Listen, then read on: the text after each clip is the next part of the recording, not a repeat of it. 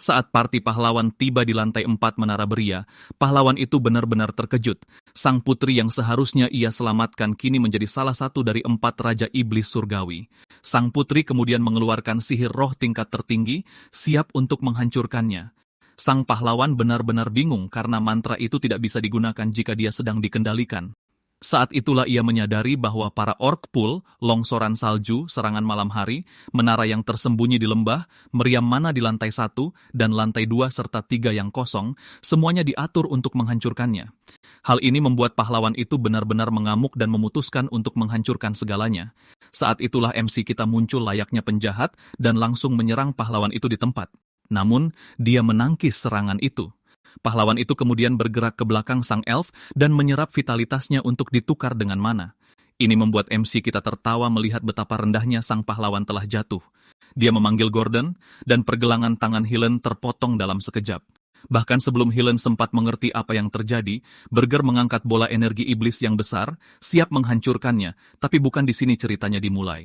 Berjedega, seorang Raja Iblis yang menjalani hidupnya berdasarkan standar Raja Iblis, yang ditetapkan oleh Raja Iblis pertama, duduk di atas tahtanya dengan pedang menembus jantungnya. Mengikuti standar itu, Beria telah membangun menara dan menculik para putri. Lalu dia juga menangkap para pahlawan yang datang untuk menyelamatkan mereka, berpesta pora dengan amarah dan kesedihan mereka, sambil mempermainkan mereka. Meskipun menjadi Raja Iblis terkuat dalam sejarah, dia terduduk dalam genangan darahnya sendiri, bertanya-tanya bagaimana salah satu pahlawan rendahan yang ia pandang sebelah mata bisa mengalahkannya dengan begitu mudah, sementara para pahlawan lain mengejeknya. Dia kemudian menyadari kesalahannya. Para pahlawan yang dia kira berhasil diintimidasinya, ternyata selama ini meremehkannya, membuktikan bahwa standar itu salah. Pahlawan itu akhirnya memenggalnya, tapi Berge menggunakan kekuatan terakhirnya untuk meledakkan seluruh ruangan, berharap mendapat kesempatan kedua untuk mungkin menulis ulang standar itu.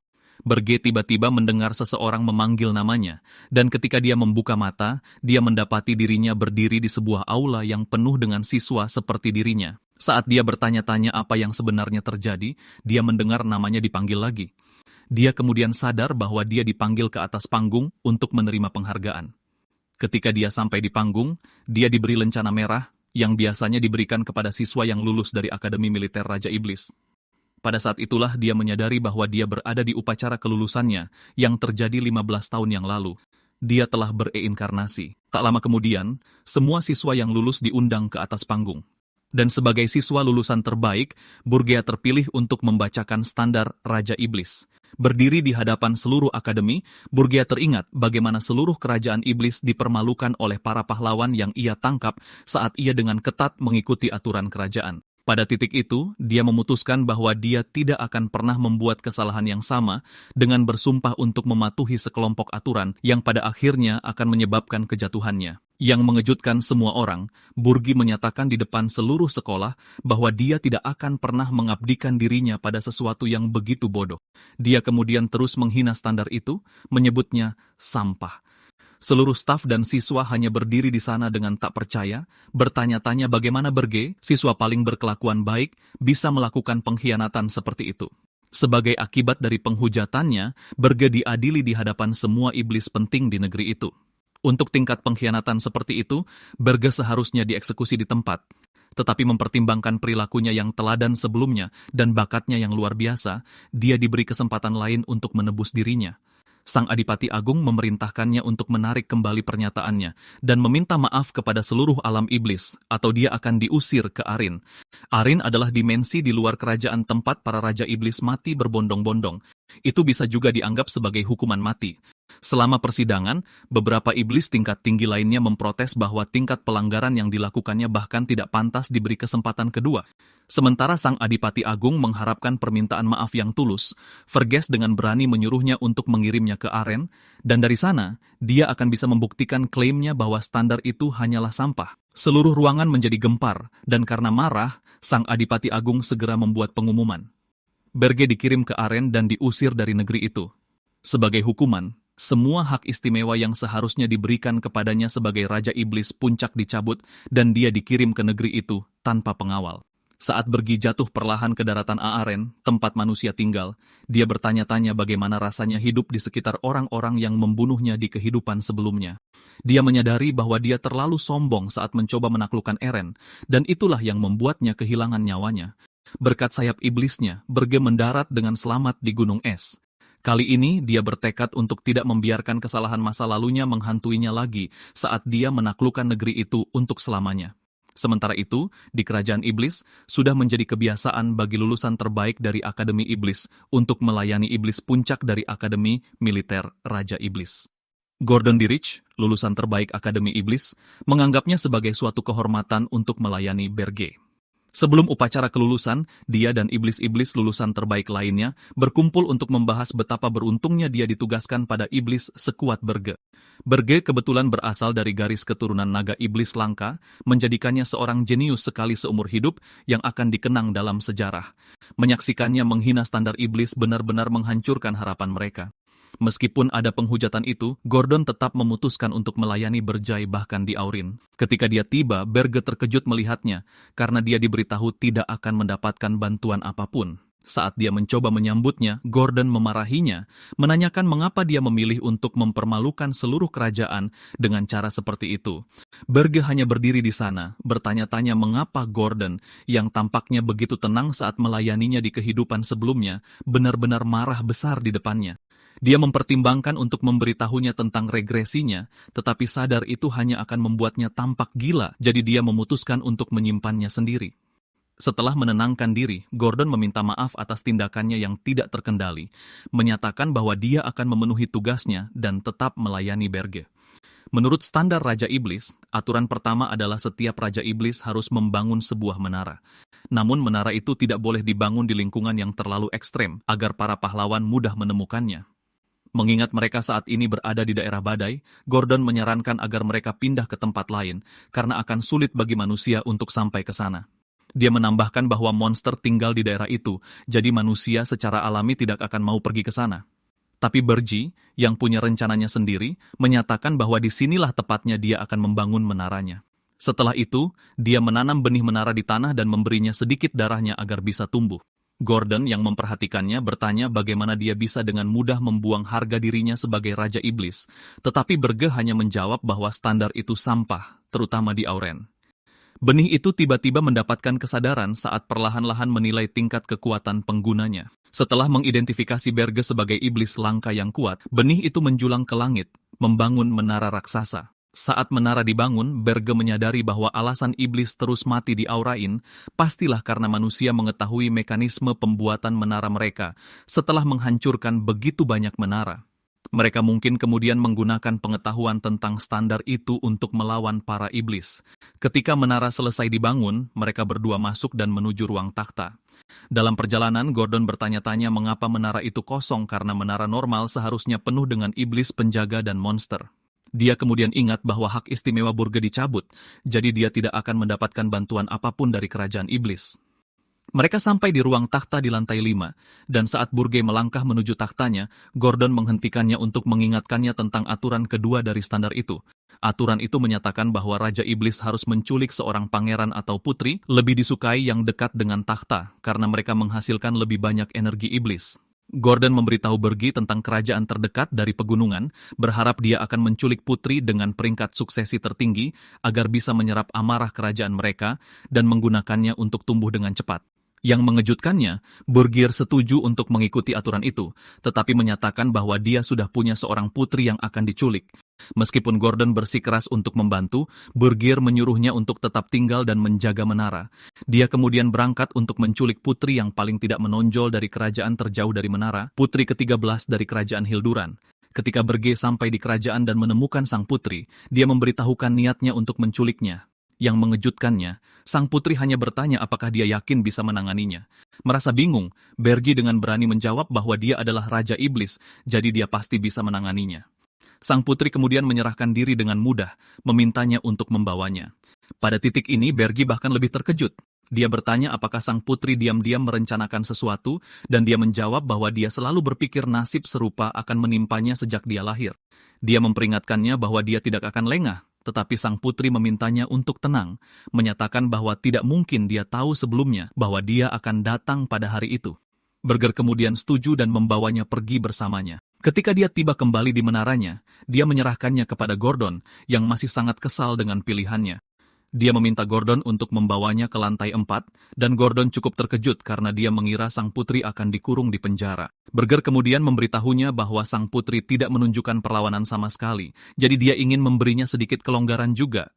Lantai 4 ternyata dingin dan kosong. Ketika sang putri dibawa ke sana, kesadaran akan penculikan itu akhirnya menyadarkannya saat dia menyadari bahwa dia mungkin tidak bisa lagi merasakan kehidupan mewahnya. Namun, entah kenapa, dia merasa lantai yang gelap dan dingin itu menenangkan. Keesokan harinya, Berge menerima undangan dari Menara Binatang Buas yang telah didirikan di Auren jauh sebelum kedatangannya. Gordon memberitahunya bahwa itu mungkin undangan untuk menyambutnya sebagai Raja Iblis baru, tetapi Verges menjawab bahwa itu kemungkinan besar, hanya upaya menyedihkan untuk mengganggunya dan mempermainkannya. Raja Iblis pada dasarnya terlalu sombong untuk bekerja sama dengan orang lain. Namun, di Auren, faktor yang belum pernah terjadi sebelumnya, para Raja Iblis dipaksa untuk melawan harga diri mereka dan bekerja sama. Verges telah mengabaikan mereka di kehidupan masa lalunya, berpikir mereka berpikiran lemah. Tapi sekarang setelah dia berada di antara mereka, dia memutuskan tidak ada salahnya untuk sedikit berbincang dengan mereka.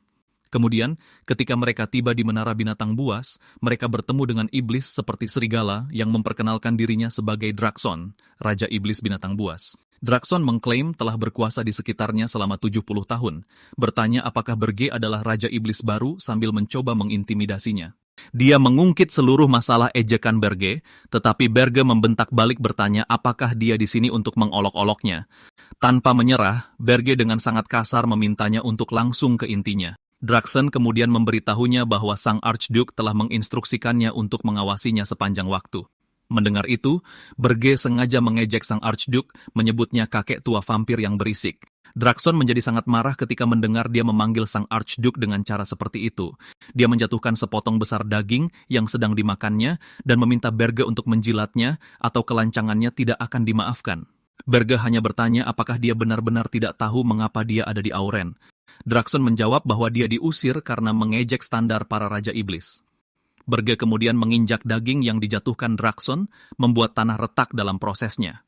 Dia menunjukkan bahwa membunuh sesama Raja Iblis juga dilarang dalam aturan yang sama, tetapi menatap mata Drakson lekat-lekat, bertanya apakah dia terlihat seperti tipe yang akan mengikuti aturan seperti itu. Pada saat itu, Drakson merasakan hawa dingin menjalari tulang punggungnya karena dia belum pernah bertemu iblis dengan tingkat aura seperti itu. Berkeringat dingin, dia buru-buru memberitahunya bahwa sang Archduke telah memintanya untuk mengonfirmasi apakah dia telah menculik seorang putri seperti yang diharapkan. Dia menyatakan bahwa jika Berge tidak melapor dalam waktu sebulan, dia akan kehilangan otoritasnya. Tetapi Berge memotongnya, memberitahunya bahwa masalah itu sudah beres karena dia telah menculik seorang putri yang sesuai dengan seleranya. Dia kemudian segera pergi bersama Gordon. Kembali ke menaranya, Gordon berkomentar bahwa Berge akhirnya menunjukkan keagungan seorang Raja Iblis, dan Berge menjawab bahwa itu hanyalah sesuatu yang harus dia lakukan untuk menjauhkan Raja Binatang Buas dari mereka untuk sementara waktu, meskipun dia menyuruh Gordon untuk bersiap menghadapi yang terburuk kapan saja. Tak lama setelah itu, dia meminta Gordon untuk pergi dan memeriksa kondisi sang putri sambil menyatakan bahwa mereka perlu menemukan cara untuk memanfaatkannya dengan baik. Ketika Gordon pergi, Berge berpikir sendiri betapa merepotkannya hal-hal ini bagi mereka dan Ernan karena ada kemungkinan Raja Iblis lain juga akan menaruh dendam padanya. Dia kemudian menyadari bahwa konsekuensi dari mengejek standar mungkin sebenarnya di luar dugaannya. Tenggelam dalam pikirannya, dia berkata bahwa bahkan jika diberi kesempatan lagi, dia akan tetap membuat keputusan yang sama karena dia lebih baik mati daripada membuat kesalahan yang sama dengan menundukkan kepala pada sampah. Berge kemudian memutuskan untuk memeriksa saldo poinnya untuk hadiah yang didapat dari menculik seorang putri. Karena dia telah menculik salah satu putri dengan peringkat terendah, dia berharap hadiahnya hanya beberapa ratus poin energi iblis. Ketika dia memeriksa saldonya, dia terkejut saat mengetahui bahwa dia telah dianugerahi 13.000 poin. Saat dia bertanya-tanya mengapa dia mendapat begitu banyak poin, dia menerima rekaman video dari Drakson yang memberi selamat atas pencapaiannya. Drakson menyatakan bahwa dia benar-benar terkesan karena apa yang dicapai Berge bukanlah hal yang mudah. Masih bertanya-tanya apa yang sedang terjadi, Gordon kembali memanggil Berge tentang masalah di lantai 4. Ketika Berge sampai di sana, dia terkejut melihat bahwa ruangan yang tadinya kosong kini telah menjadi ekosistem yang penuh dengan kehidupan. Dia merasa aneh karena, sepengetahuannya, hanya ada satu spiritis di benua ini yang mampu melakukan hal seperti itu, dan itu pastinya bukan putri ke-13. Saat itulah dia sadar bahwa putri yang diculiknya bukanlah putri ke-13. Ketika dia menanyakannya, sang putri hanya tersenyum padanya dan memperkenalkan dirinya sebagai Ernan Hilderan, putri pertama kerajaan Hilderan. Sementara itu, di kerajaan Hilderan, laporan sampai kepada raja tentang penculikan mendadak putri pertamanya yang paling berharga. Raja kemudian segera murka saat dia memanggil para pahlawan terkuat dari seluruh kerajaan untuk membunuh Raja Iblis yang bertanggung jawab dan membawa kembali putrinya. Ernan menyeringai pada Berge, mengingatkannya bahwa dia bertanya sebelumnya apakah dia bisa menanganinya. Menyadari bahwa dia adalah penyihir elemen jenius yang penuh dengan mana, dia bertanya bagaimana dia bisa menipunya saat itu. Ernan kemudian menunjukkan sebuah cincin yang dia klaim bertanggung jawab untuk menyembunyikan mananya dan menyebutnya sebagai pusaka keluarganya. Setelah berhasil menipunya, dia bertanya apakah Berge ingin mengirimnya kembali, tetapi Berge mempertimbangkan peluangnya. Dia memikirkannya dan mencatat bahwa dia tidak hanya akan diejek dan dianggap pengecut, tetapi juga akan lebih sulit baginya untuk mengumpulkan energi iblis. Jadi karena alasan-alasan ini, dia harus melanjutkannya. Tiba-tiba, dia mendapat pemberitahuan bahwa dia telah menjadi target, dan kemarahan mereka telah dikirimkan kepadanya. Ini meningkatkan poin energi iblisnya.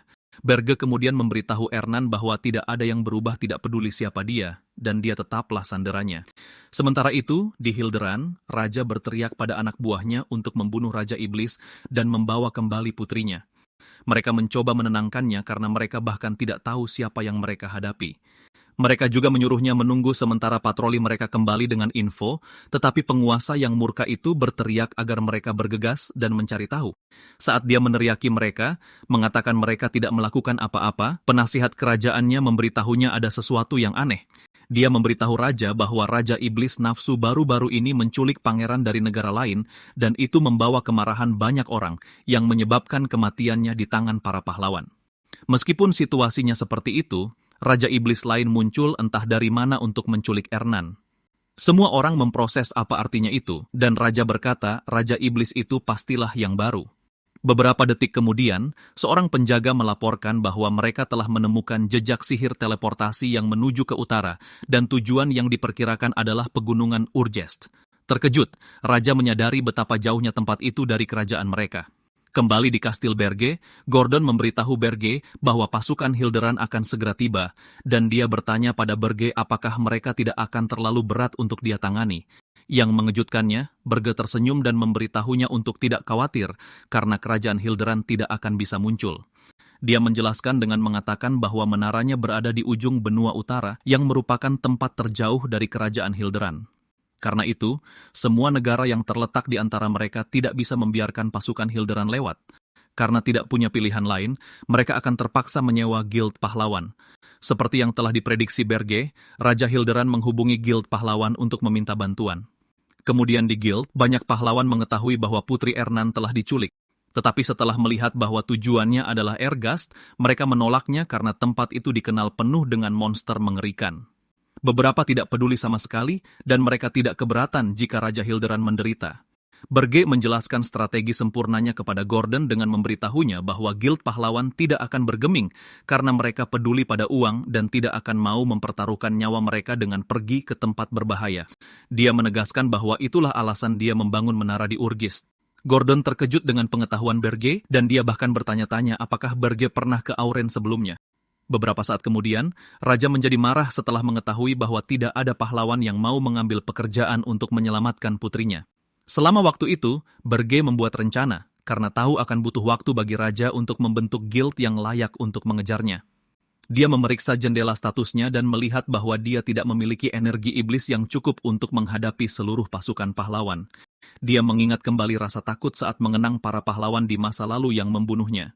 Jadi dia menyuruh Gordon untuk menghubungi Draxen dan dia akan menjual energi iblis dengan imbalan uang. Sang asisten lambat memproses apa yang baru saja dia dengar, tetapi ketika dia mengerti, dia berteriak karena terkejut dan bertanya-tanya apakah Berge sudah gila. Ini karena energi iblis adalah mata uang impian yang memungkinkan iblis melampaui batas mereka. Singkatnya, semakin banyak energi iblis, semakin mengintimidasi dan kuat iblis itu, jadi terdengar konyol bahwa Berge ingin menjual miliknya. Berge menegaskan sekali lagi dan memberitahunya bahwa dia tidak akan bisa menghentikan para pahlawan dengan jumlah energi iblis yang dimilikinya, tetapi dengan uang manusia, dia bisa mencobanya. Setelah menghubungi Drakson dan menjual beberapa poin energi iblis, Berge pergi ke Holton, sebuah tempat di dekat kota benteng pegunungan Ergas. Saat berlari menuju gerbang kota, para penjaga mencoba menghentikannya, tetapi Berge tidak berhenti berlari. Sebaliknya, dia memperkenalkan dirinya sebagai tentara bayaran dan kemudian melemparkan koin emas kepada mereka. Mereka membiarkannya masuk dan mulai berdebat tentang bagaimana mereka akan membaginya. Berge, yang baru di kota itu, menyadari bahwa dia akan membutuhkan seorang pemandu, jadi dia menuju ke markas Guild Tentara Bayaran. Di sana, ketua Guild minum-minum dan mengoceh tentang betapa palsunya rumor tentang Raja Iblis baru. Para pria lain di Guild memberitahunya tentang Ernan, yang diculik oleh Raja Iblis baru, tetapi si pemabuk itu menepis gagasan tersebut. Dia percaya itu terlalu tidak logis karena betapa jauhnya jarak antara Urgis dan Hilderan. Para pria itu juga berbicara tentang bagaimana semua ini hanyalah kedok untuk memeras lebih banyak uang. Dia tertawa bersama yang lain mengenai para pahlawan yang akan melakukan apa saja untuk menghasilkan lebih banyak uang. Dari belakang, Berge mengejutkannya setelah mempelajari beberapa hal. Melihat mereka cukup berpengetahuan, dia memerintahkan salah satu dari mereka untuk tinggal sementara yang lain harus enyah. Mereka tersinggung dan maju untuk menyerangnya di tempat, tetapi Berge mengalahkan mereka dengan satu pukulan begitu mudahnya hingga mereka terkapar di tanah. Seorang pria besar bahkan menyerangnya dengan palu godam, tetapi Berge menahan serangan itu dengan lengannya sebelum memukul pria itu hingga terpental. Sementara para pemanah muncul dan mencoba menjatuhkannya, si pemabuk yang banyak bicara tadi menggertakkan giginya ketakutan setelah menyadari betapa menakutkannya Berge. Sementara itu, di luar Guild, orang yang lewat mendengar keributan, dan mereka tidak merasa terkejut karena itu bukan hal yang aneh. Setelah beberapa saat, semuanya menjadi tenang, jadi Berge berbicara kepada satu-satunya orang yang sadar di ruangan itu, memberitahunya bahwa dia akan mengampuninya jika dia menjawab pertanyaannya. Pria itu menyerah dan memohon untuk hidupnya. Berge kemudian menanyakan lokasi pasar budak, jadi pria itu membawanya ke sana. Berge melihat bahwa mereka semua hanya manusia, jadi dia bertanya apakah ada ras lain. Sambil bertanya, dia memberikan sebuah kantong besar berisi koin emas kepada pria itu. Si banyak mulut itu langsung memimpin jalan sambil menyeringai lebar. Di sana, Berge belajar bahwa manusia dan iblis memiliki satu kesamaan. Mereka bisa melakukan apa saja demi keinginan mereka. Saat pria itu membawa Berge ke ruangan terpisah, Berge teringat memberitahu Gordon tentang rencananya untuk mendapatkan budak elf, lebih disukai untuk bertindak sebagai mata-mata dan menciptakan kekacauan di antara para pahlawan. Selama waktu itu, pahlawan Helen dan Cargill dari Hilderan bertemu dengan raja dan berjanji untuk menyelamatkan sang putri dan membawa kepala Raja Iblis atas nama keadilan. Di pasar budak, Berge percaya menggunakan seorang elf untuk operasinya akan sangat bagus, karena para elf sangat polos. Tuan budak muncul dan bertanya pada Berge siapa yang akan dia beli. Berge memberitahunya bahwa dia akan mengambil elf itu, lalu dia memberitahu tuan budak bahwa kapten guild yang akan membayarnya. Pria itu terkejut, tetapi dia menahan emosinya setelah Berge menanyainya. Kapten itu setuju dan memberikan sejumlah uang kepada majikan budak. Berge lalu meminta izin untuk berbicara dengan elf itu secara pribadi. Majikan budak itu memperingatkannya, mengatakan elf itu mungkin akan mengamuk, tetapi Berge menyuruhnya untuk tidak khawatir karena ketua guild akan membayar semua kerusakan yang terjadi. Ditinggal sendirian, Berge masuk ke dalam kandang dan secara ajaib melepaskan belenggu yang mengikat elf itu. Setelah merasakan energinya, elf itu menyimpulkan Berge bukan manusia melainkan iblis. Dia bertanya pada Berge urusan apa yang dimilikinya dengannya. Berge memberitahunya bahwa dia ingin memberinya kesempatan untuk membalas dendam pada manusia. Elf itu mengakui tawarannya menggiurkan, tapi kemudian dia bilang dia tidak bisa mempercayai iblis sama seperti dia tidak bisa mempercayai manusia. Berge memberitahunya bahwa dia berbeda dan dia bersumpah akan membebaskannya dalam 50 tahun ke depan jika dia melakukan perintahnya. Dia mengingatkan elf itu betapa singkatnya 50 tahun dibandingkan dengan umur mereka. Tetap saja elf itu mengingatkan Berge bagaimana tujuan iblis selalu menghancurkan pohon dunia bersama dengan dunia yang dilayani dan dilindungi para elf, jadi dia merasa sulit untuk mempercayai Berge. Dia kemudian memikirkannya dan merasa aneh bagi seorang iblis untuk meminta bantuan seorang elf. Setelah mendengarkannya, Berge bersumpah atas standar Raja Iblis untuk memenuhi janjinya dan tidak akan merusak pohon dunia. Elf itu melihat betapa seriusnya dia karena dia tahu betapa seriusnya standar Raja Iblis. Dengan itu, Berge melepaskan belenggu di anggota badannya dan menuntut agar elf itu bersumpah atas pohon dunia untuk berjanji setia kepadanya selama 50 tahun ke depan. Elf itu menyadari betapa anehnya Berge. Dia memperkenalkan dirinya sebagai Granada dari suku Maple dan mengatakan dia hanya akan bersumpah setelah dia melihat Raja Iblis yang mengutus Berge. Berge dengan santai memperkenalkan dirinya sebagai Raja Iblis, dan Granada tertawa terbahak-bahak. Dia menyebutnya lelucon yang buruk karena tidak mungkin seorang Raja Iblis akan meninggalkan menaranya di mana dia berada pada titik terkuatnya hanya untuk berbicara langsung dengan seorang budak. Sambil tertawa terpingkal-pingkal, Granada berkata, dia akan bersumpah setia kepada Berge selama 100 tahun jika Berge benar-benar Raja Iblis. Berge menerima tawarannya, dan ketika mereka tiba di lantai 5 menara, Berge duduk di singgasananya dan mengingatkannya tentang kontrak 100 tahun. Granada meneriakinya dengan marah, percaya itu adalah penipuan karena istana Raja Iblis seharusnya tidak kosong. Dia mengeluh tentang menara itu, mengatakan bahwa dengan keadaan seperti ini, Berge tidak akan bertahan sampai setahun dan kelompok pahlawan akan mencabik-cabiknya. Granada kemudian menolak untuk bekerja dengannya. Berge melepaskan auranya yang luar biasa sambil mengingatkannya tentang kontrak mereka, dan Granada segera mengubah keputusannya. Aura yang dahsyat itu adalah bukti, dan itu membuat Granada sadar bahwa Berge bukanlah orang sembarangan. Juga, beberapa saat sebelumnya, dalam perjalanan ke menara, Granada ingat bagaimana semua iblis raksasa yang bersembunyi di pegunungan tidak menyerang mereka. Jadi itu mengkonfirmasi teorinya bahwa Berge adalah Raja Iblis. Granada kemudian membungkuk dan melakukan apa yang dia janjikan selama 100 tahun. Setelah sumpahnya, dia mengharapkan tugas penting dari Berge, tetapi Raja Iblis mengejutkannya dengan memintanya menyiapkan makanan. Tak lama kemudian, Granada memasak di dapur dan bertanya-tanya apakah itu alasan Berge datang jauh-jauh ke kota. Dia kemudian melihat seorang wanita aneh dengan elemental melayang yang menawarkan untuk membantunya. Setelah menyelesaikan persiapan, mereka berkumpul di ruang makan untuk menyantap makanan mereka. Di sana, Granada mengetahui bahwa orang yang membantunya membuat makan siang adalah putri pertama Hilduran. Dia langsung kehilangan akal sehatnya sambil meneriaki Berge karena melakukan sesuatu yang begitu berisiko meskipun tidak memiliki pertahanan apapun terhadap para pahlawan. Gordon bahkan mengangguk untuk mendukungnya, tetapi Berge memberitahu Granada bahwa itulah alasan dia membelinya. Dia menenangkan elf itu dan menyuruhnya makan. Raja Iblis mencoba makanannya dan memujinya. Ernan juga menambahkan bahwa dia membantu, dan elf itu menjadi bingung tentang apa yang benar dan salah di menara itu. Beberapa saat kemudian, Berge membawa Granada ke lantai 4. Di sana elf itu bertanya apakah dia ingin dia melawan para pahlawan. Berge memberitahunya untuk tidak melakukannya dan menyatakan bahwa jika para pahlawan sudah mendekati menara, maka tamatlah riwayatnya. Dia memberitahu Granada bahwa yang akan dia lakukan adalah mengacaukan dunia manusia. Berge membenarkan, tetapi sebelum itu, dia memberitahu elf itu bahwa dia perlu memeriksa kemampuannya. Granada secara logis mempertanyakan kewarasannya, karena tahu betul bahwa dia tidak bisa mengalahkan Raja Iblis di menaranya. Karena alasan itu, Berge memberikan handicap pada sesi tanding mereka dengan menawarkan untuk hanya menggunakan satu tangan dan tanpa energi iblis. Dia kemudian memasang taruhan di mana jika Granada menang, dia akan mengurangi durasi kontrak Granada selama 50 tahun. Elf itu menjadi bersemangat dan kemudian berjanji untuk mengerahkan seluruh kemampuannya.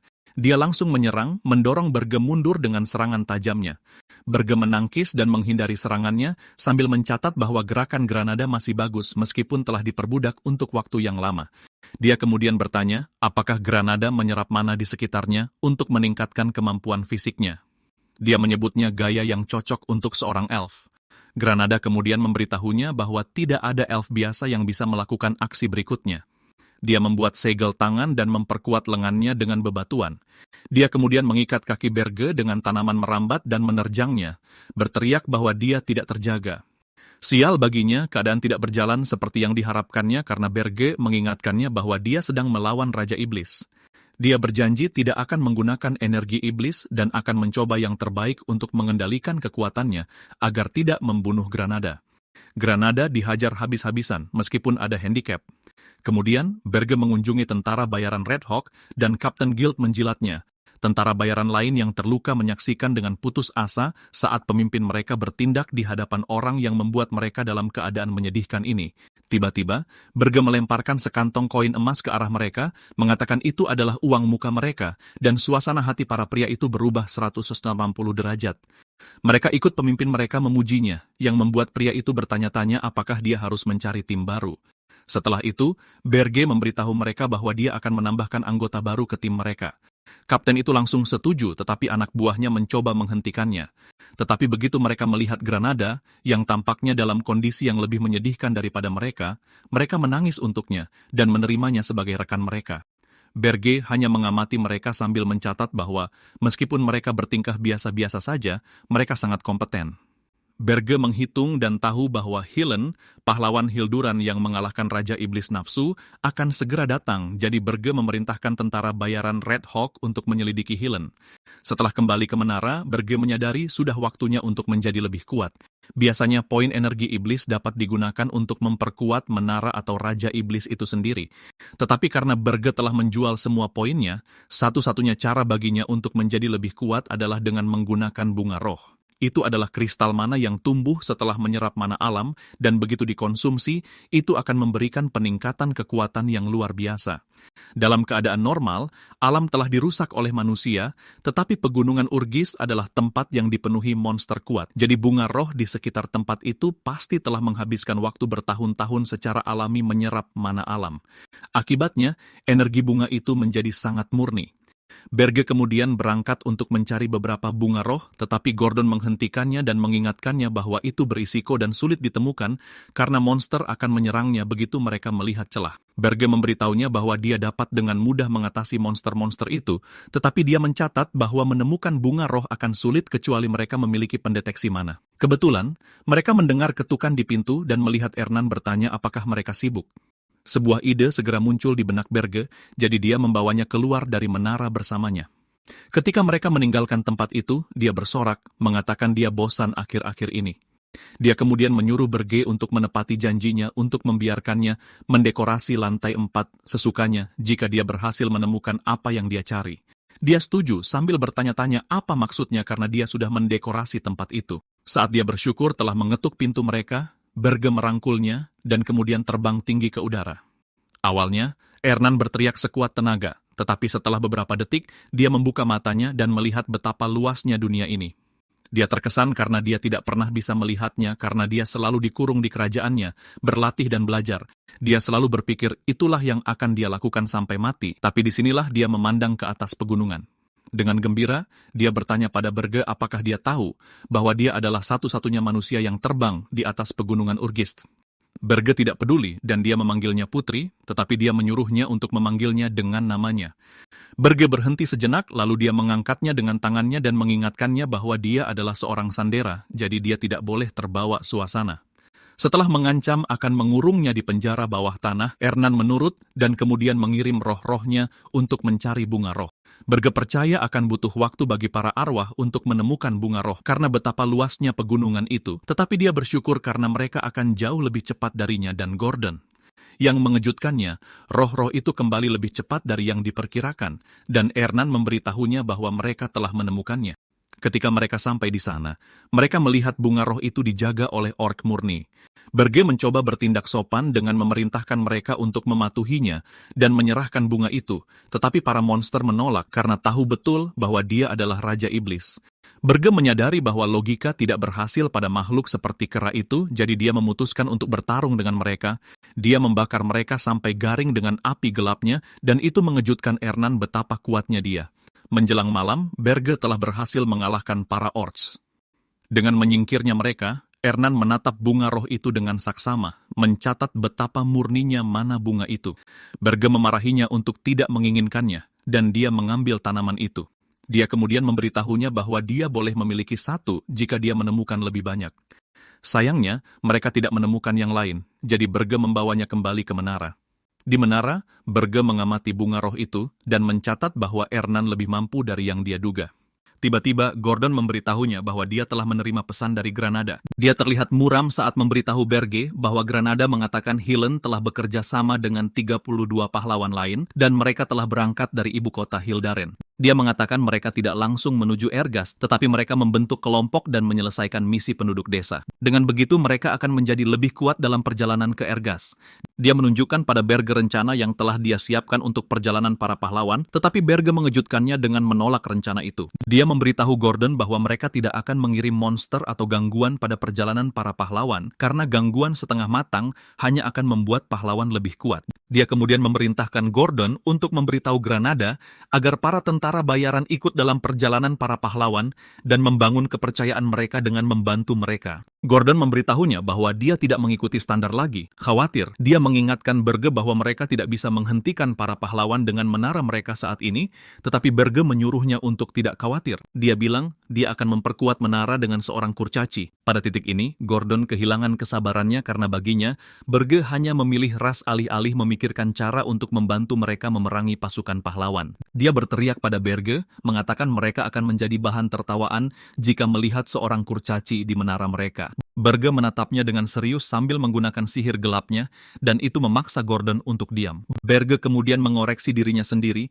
mengatakan dia membutuhkan seorang kurcaci untuk peralatan sihir mereka. Dia mengingatkan Gordon bahwa para pahlawan terbiasa disambut di lantai 1 dengan monster lemah, tetapi dia akan membuat kasusnya sendiri berbeda. Dia kemudian memberitahu Gordon betapa terkejutnya para pahlawan saat mereka disambut dengan puluhan meriam di lantai 1.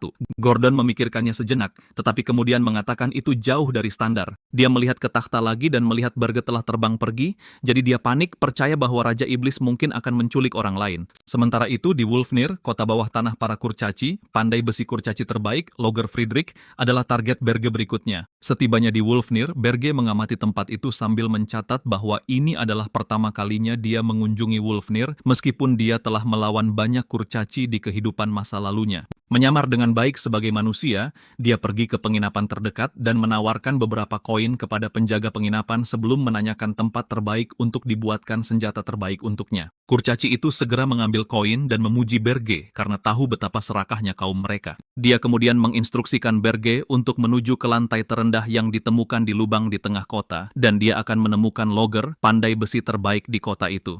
Berge melakukan seperti yang diperintahkan, dan dia menemukan Logger sedang membuat senjata dengan indah, terkejut bukan hanya oleh keahliannya, tetapi juga oleh cara Logger memanipulasi mana saat bekerja. Setelah pengamatan singkat, Berge menyelinap ke arah Logger untuk menculiknya, tetapi yang mengejutkan Berge, api keluar dari senjata kurcaci itu, jadi Berge secara naluriah mundur, bertanya-tanya bagaimana Logger bisa mendeteksi energi iblis dalam jumlah kecil. Saat itu Logger melompat ke udara dengan palunya untuk menyerang Berge, dan dari gerakan kurcaci itu, Berge menyadari Logger adalah seorang pahlawan. Jadi mereka bentrok. Dan saat Logger mengonfirmasi status kepahlawanannya, dia menyebut Berge iblis dan bersumpah tidak akan membiarkannya meninggalkan kota. Yang paling mengejutkan Logger, Berge menyebutnya lemah sebelum mencengkeram leher kurcaci itu dan mengumumkan bahwa dia adalah Raja Iblis. Beberapa detik kemudian, pasukan keamanan menyerbu bengkel Logger setelah mendengar keributan, tetapi mereka tidak menemukan jejak pahlawan mereka. Dan begitu mereka menyadari dia telah diculik, mereka memerintahkan penjaga lain untuk mengunci tempat itu dan mencari Logger serta penculiknya. Saat itu, Berge, yang telah terbang ke puncak gedung, mengamati area tersebut, dan dia mengancam Logger untuk diam, kalau tidak kurcaci itu akan kena batunya. Penasaran, Logger bertanya-tanya mengapa seorang Raja Iblis muncul di Wolfnir, dan dia bahkan menyimpulkan Berge datang untuk putri mereka, meskipun Berge bersikeras, dia tidak begitu peduli padanya. Berdasarkan rumor yang didengar Berge tentang pandai besi kurcaci yang menggali lorong bawah tanah, dia memerintahkan Logger untuk memandunya melewati lorong miliknya, dan pandai besi legendaris itu mengutuk dalam hati karena sangat sial bertemu dengan Berge, terutama karena dia terlalu takut untuk melawan Raja Iblis. Melihat Logger tidak mau beranjak, Berge membuat taruhan lain di mana dia akan menangkap putri kurcaci untuk mengampuni Logger. Tetapi Logger tahu itu akan menjadi bunuh diri bagi kariernya jika dia diampuni alih-alih sang putri, jadi dia mengutuk Berge karena jika Logger menyelamatkan dirinya sendiri daripada sang putri, rasnya akan menyiksanya sampai mati karena menjadi seorang pengecut. Berge kemudian meyakinkan Logger dengan bersumpah atas standar Raja Iblis bahwa dia akan menjamin keselamatan kurcaci itu jika Logger membantunya. Setelah mendengar sumpah Berge pada standar, Logger memilih untuk membantu karena standar Raja Iblis adalah keyakinan yang disembah oleh semua Raja Iblis. Sementara itu, Putri Louis muncul di bengkel Logger mengharapkan senjatanya sudah siap. Tetapi begitu dia tahu bahwa Logger telah diculik, dia meneriaki para penjaga untuk mencari penculik Logger atau mereka akan kehilangan kepala. Selama periode itu, saat Logger memimpin Berge melalui lorong bawah tanah, Berge merasa tidak nyaman melihat para kurcaci di belakang. Dia mengancam Logger, dan kurcaci itu dengan cepat bergegas keluar dari lubang. Di sana, Logger mengatur napas dan memberitahu Berge bahwa perannya telah berakhir. Tetapi Raja Iblis mengejutkannya dengan menyeringai padanya seperti ancaman sebelum mengungkapkan bahwa dia tidak menghormati standar Raja Iblis. Setelah Logger menyadari bahwa dia telah ditipu, dia berharap telah menyerahkan sang putri lebih awal. Tetapi karena hal terburuk telah terjadi, dia memutuskan untuk memohon agar nyawanya diampuni dengan menawarkan diri untuk bekerja pada Berge. Berge mengingatkan Logger tentang status kepahlawanannya, tetapi kurcaci itu tidak peduli sedikit pun. Dia hanya ingin menemukan cara untuk bertahan hidup. Setelah melihat tekad Logger, Berge memerintahkannya untuk bersumpah setia kepadanya jika dia ingin diampuni. Seketika, Logger memuja iblis agung itu untuk melarikan diri dari cengkeraman Berge jika ada kesempatan dan mengirim pasukan untuk memburunya. Sial bagi Logger, saat berikutnya dia membuka matanya, dia menemukan dirinya di menara keempat kastil Berge. Ketika Gordon melihat Logger, dia hampir gila mencoba menjelaskan kepada Berge konsekuensi dari tindakannya karena tidak hanya dia membawa seseorang dari ras kurcaci, suku yang membenci iblis, tetapi juga seorang pahlawan. Saat Berge membungkam Gordon, Granada terhubung dengan mereka untuk memberikan laporan status, tetapi dia terkejut ketika melihat seorang kurcaci di kastil. Jadi untuk menghindari perdebatan lebih lanjut, dia memberitahu Granada untuk memberikan laporannya nanti. Hernan, di sisi lain, berjalan mendekati Logger sambil bertanya-tanya apakah dia datang untuk menyelamatkannya. Tapi masih linglung, Logger menghadap Berge dan bertanya mengapa dia ada di kastil karena dia mengira bentuk belas kasihan Berge berarti membiarkannya pergi. Berge kemudian mengklarifikasi dengan mengatakan maksudnya Logger bisa tetap hidup. Dan setelah itu, Logger bertanya bagaimana dia bisa sampai ke kastil. Jadi Berge menjelaskan bahwa wajar baginya untuk membuat Logger pingsan sebelum membawanya. Pada titik ini, kewarasan Logger retak dan dia mulai tertawa sinis. Setelah menyadari bahwa tidak ada harapan baginya, dia menjawab Berge bahwa dia senang bisa melayaninya. Ini membuat penguasa tiran itu sangat senang, jadi dia menginstruksikan Logger pada misi pertamanya, yaitu memasang sejumlah besar meriam di lantai 1 yang dibutuhkan untuk menghancurkan para pahlawan. Malamnya, Granada, yang berada di stasiun persiapan perjalanan pahlawan Ergus, memberitahu Berge melalui jendela status bahwa skuadron pahlawan percaya Raja Iblis saat ini dapat menghasilkan api hitam, jadi mereka menggunakan peralatan tahan api. Juga, karena Berge belum mengirim monster ke arah mereka, skuadron berpikir dia adalah seorang pengecut yang takut menghadapi mereka. Begitu Berge mengetahui hal ini, dia mencatat bahwa rencananya berjalan sesuai rencana, dan dia berencana untuk tidak mengirim mereka monster agar mereka kehilangan minat dan tidak menjadi lebih kuat. Dengan itu, dia memberitahu Granada untuk terus memberinya informasi terbaru dan terus memantau mereka. Setelah panggilan itu, Granada mencatat bahwa Berge sangat berpengetahuan dalam hal manusia, dan dia bertanya-tanya apakah pernah ada Raja Iblis seperti Berge. Saat dia berkumpul kembali dengan skuadron, Granada bersyukur bahwa dia bukan musuh Berge. Pada saat yang sama di kastil, Berge memerintahkan Logger untuk merombak lantai 1 sesukanya, tetapi dia harus memastikan bahwa dia tidak menggunakan batu mana saat membangun perangkap. Logger segera tidak setuju dengannya dengan mengatakan bahwa perangkap seperti itu tidak akan berhasil pada para pahlawan. Tetapi Berge bersikeras, karena para pahlawan diberkati dengan kemampuan sensorik energi yang luar biasa, dan mereka akan mengetahui perangkap seperti itu dalam waktu singkat sebelum aktif. Logger masih mencoba untuk tidak setuju, tetapi Berge yang mulai kehabisan kesabaran, menyalakan api hitamnya dan mengancam akan mengganti Logger. Ketakutan kurcaci itu tergagap saat memberitahu Berge bahwa ada cara, dan dia telah menemukan alat ajaib untuk menyembunyikan jejak mana. Kekurangannya adalah butuh 3 tahun untuk membuatnya, dan yang baru saja dia buat saat ini ada di bengkelnya. Awalnya, Berge percaya si pengecut itu hanya ingin mencari cara untuk melarikan diri, jadi dia mengancam Logger. Tetapi melihat kurcaci itu tidak mengubah pendiriannya, Berge memutuskan untuk sedikit mempercayainya. Jadi dia memasang kerah di leher Logger dan menyebutnya alat ajaib yang bisa meledak dengan jentikan jarinya. Melihat betapa takutnya Logger, Berge memberitahu Logger bahwa alat itu dimaksudkan untuk mengubah wajahnya untuk mencegah orang mengetahui identitasnya. Dan jika dia melepaskannya, Berge akan menganggapnya sebagai upaya melarikan diri. Di sana, Logger setuju untuk tetap memakai kerah itu, jadi mereka memulai perjalanan sebulan untuk mengumpulkan bahan-bahan yang dibutuhkan untuk membuat perangkap yang disimpan Berge di kantong subspasialnya. Akhirnya, mereka tiba di Wolfnir dan merangkak melalui lorong rahasia Logger yang mengarah ke bengkelnya. Sementara itu, Louis berteriak sekuat tenaga kepada para petugas karena gagal menemukan Logger dan penculiknya sejak kejadian itu. Para pria itu menjelaskan bagaimana para pandai besi pada umumnya menggali banyak lubang, dan butuh waktu lama bagi mereka untuk menyelidiki semuanya. Juga, berdasarkan penalaran logis, Berge dan Logger pasti sudah meninggalkan kota. Louis setuju dengan logika mereka, tetapi dia mengancam para penjaga untuk menemukan mereka dalam 2 minggu, atau dia akan memenggal kepala mereka. Ketakutan, para pria itu bergegas keluar dari bengkel untuk melanjutkan pencarian mereka, sementara sang putri memeriksa sekitar bengkel. Dia mengambil senjatanya yang belum selesai, yang belum diselesaikan Logger, dan dia meremasnya menjadi bola sambil berharap Logger tidak mati sebelum membuatkan senjatanya. Pada saat itu, Logger muncul dari terowongan bawah tanah di tokonya. Dan meskipun topeng pengganggu wajah sedang aktif, Louis menyimpulkan dia adalah Logger, karena itu adalah terowongan rahasia Logger. Jadi dia memanggilnya, dan dia menjawabnya karena takut. Akibatnya, dia menyimpulkan bahwa dia bersembunyi karena tidak ingin membuatkan senjatanya meskipun Logger mencoba menjelaskan dirinya. Putri yang keras kepala itu lebih suka menyelesaikannya dengan tinjunya, jadi dia memberitahunya bahwa dia akan membuatkan senjatanya selama sisa hidupnya. Tetapi sebelum dia mulai bekerja, dia memintanya untuk mengertakkan gigi. Logger langsung berteriak seperti perempuan, jadi Berge muncul dan menangkis Louis, dan dia bertanya-tanya siapa dia. Untungnya, dia juga memakai topeng pengganggu wajahnya sendiri, jadi Louis tidak bisa mengetahui atau mengenali siapa Berge. Dia kemudian memerintahkan Logger untuk mengambil peralatan sementara dia menangani sang putri. Dia menjawabnya bahwa dia adalah Tuan Logger, dan dia menjadi marah setelah menyadari dialah yang menculik pelayan yang seharusnya menjadi miliknya. Jadi dia melompat ke arahnya dan melancarkan rentetan pukulan, tetapi Berge menangkis dan membalas beberapa pukulan. Tetapi saat melakukannya, dia meraih kakinya dan membuatnya terbang dengan pukulan keras, berpikir dia telah menyingkirkannya. Saat dia mengumumkan kepada Logger bahwa dia adalah yang berikutnya, Berge segera muncul dan meraih kepalanya sebelum membalas pukulan itu. Saat mereka terus bertukar pukulan, Berge mencatat bahwa Louis adalah salah satu orang terkuat yang dia hadapi, meskipun bukan pahlawan sebelum regresinya. Dan saat itu, dia jauh lebih kuat dari kondisinya saat ini. Dia bertanya-tanya apakah dia harus membunuhnya sebelum dia tumbuh menjadi monster, tetapi kemudian dia mencatat bahwa dia akan menggunakan semua energi iblis dan kekuatannya untuk melakukannya. Selain itu, dia tidak sekuat dulu.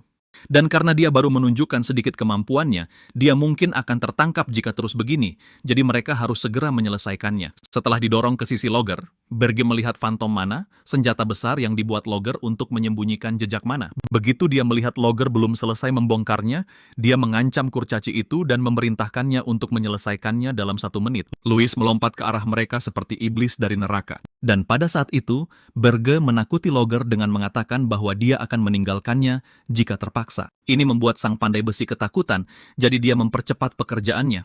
Kemudian Berge bersiap untuk melanjutkan pertarungannya dengan si kasar, menyadari bahwa dia tidak tahu berapa lama dia bisa menahannya tanpa kekuatan asli dan energi iblisnya. Saat mereka bentrok, Louis bersumpah tidak akan membiarkan Berge pergi hidup-hidup, dan dia juga akan mematahkan kaki Logger agar dia tidak akan pernah bisa kabur. Berge menjawab bahwa dia terdengar seperti Raja Iblis, jadi dia menyuruhnya menyerah karena dia akan membawa Logger dan peralatannya. Logger akhirnya berhasil membongkarnya, dan dia memberi isyarat kepada Berge, tapi Louis menjadi marah padanya. Tapi, sayangnya, dia lengah jadi Berge menendangnya hingga terpental. Dia segera membuka subruangnya dan menyimpan peralatan itu di dalamnya sebelum melarikan diri bersama Logger di terowongan. Saat itu, para penjaga kurcaci muncul untuk membantu, tapi dia menghina mereka karena terlalu lambat sebelum memerintahkan mereka untuk mengejar Logger dan Berge melalui terowongan. Yang mengejutkannya, terowongan itu meledak, dan itu membuatnya bertanya-tanya apakah Logger benar-benar tidak ingin membuatkan senjata untuknya. Dia menjadi marah dan bersumpah akan mencarinya sendiri di seluruh benua dan membuatnya menyesali perbuatannya. Ketika Berge kembali ke menara, dia menurunkan peralatan di lantai 1, dan Gordon yang sedang membersihkan menara terlihat tidak senang. Jadi dia bertanya pada Berge benda besar apa itu, dan Berge memberitahunya itu adalah peralatan yang dibutuhkan untuk menghentikan para pahlawan. Dalam beberapa detik, Logger merakitnya. Kemudian Berge menatapnya tajam, berharap perangkat itu sepadan, jadi Logger dengan cepat menyalakannya untuk membuktikan monophantom itu tidak sia-sia. Seketika, cahaya terang memancar dari perangkat itu,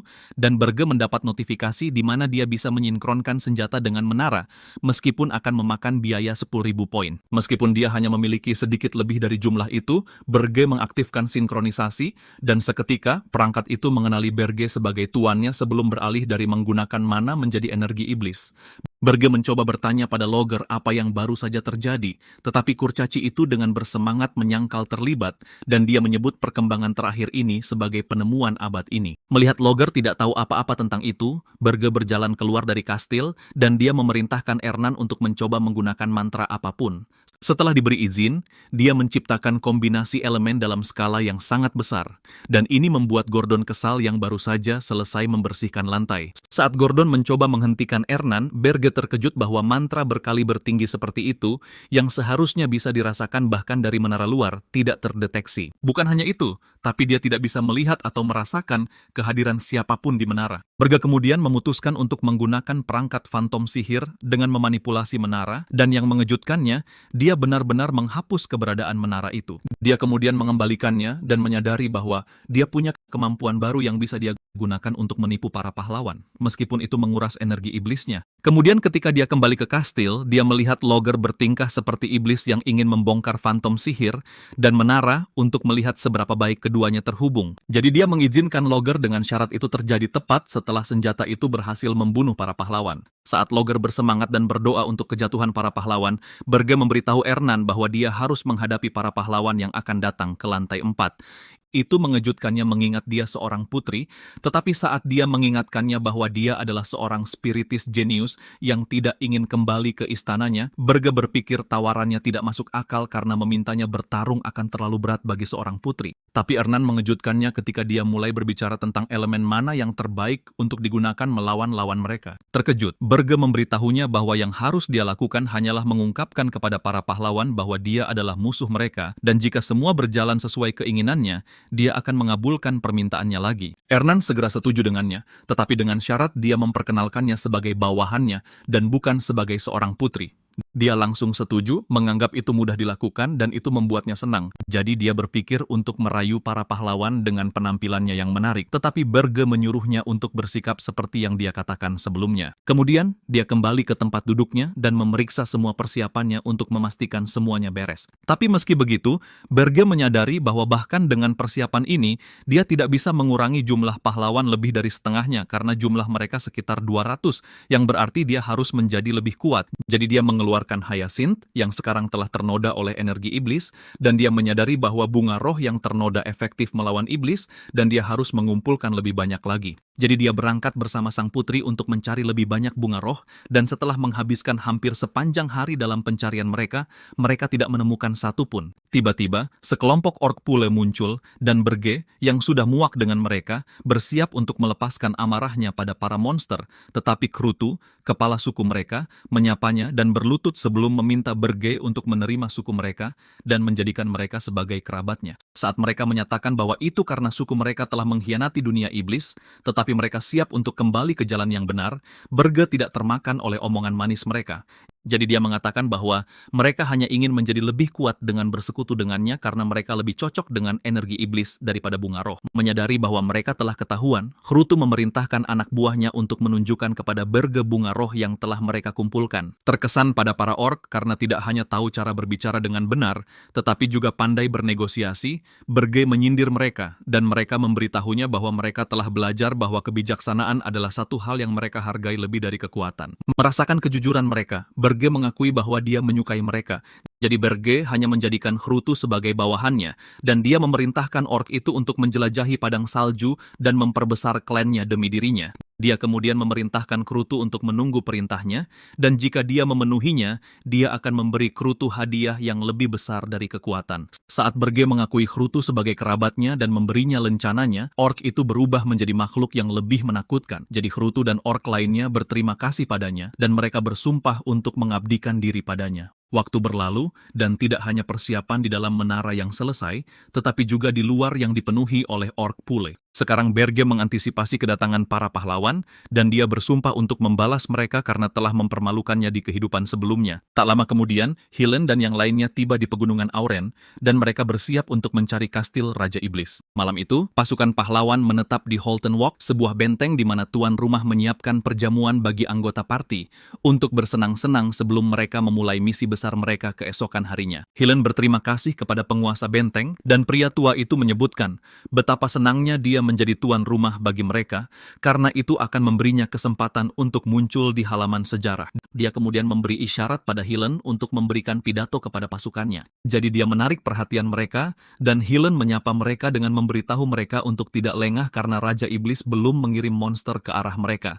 Dan dia mengumumkan bahwa keesokan harinya adalah saat mereka akan membuat Raja Iblis membayar karena telah menculik Ernan. Dia membangkitkan semangat mereka, dan saat Granada melihat mereka dengan gembira menyantap pesta mereka, dia menyadari bahwa jumlah mereka tidak bertambah atau berkurang. Dan berkat Helen, sebuah kelompok pedagang bergabung dengan mereka dan tidak pergi karena Helen menuntut mereka. Pada titik ini, Granada khawatir tentang menara karena berdasarkan ukuran parti pahlawan, mereka memiliki keuntungan yang luar biasa atas menara Raja Iblis. Jadi dia bahkan bertanya-tanya apakah dia harus secara diam-diam melenyapkan beberapa dari mereka untuk menyeimbangkan keadaan. Tapi kemudian dia tersadar dan menyadari bahwa jika penaklukan itu berhasil, maka dia akan bebas dari Berge. Bingung dengan perannya, Granada memutuskan untuk melapor kepada Berge, jadi dia melangkah keluar dan memberitahu Berge tentang kemajuan mereka sejauh ini. Begitu Berge mengetahui bahwa parti telah tiba di Holton, dia memerintahkan Granada untuk tidak menghubunginya lagi setelah mereka pergi, dan dia juga memperingatkan Granada tidak hanya untuk waspada terhadap salju saat mendaki gunung,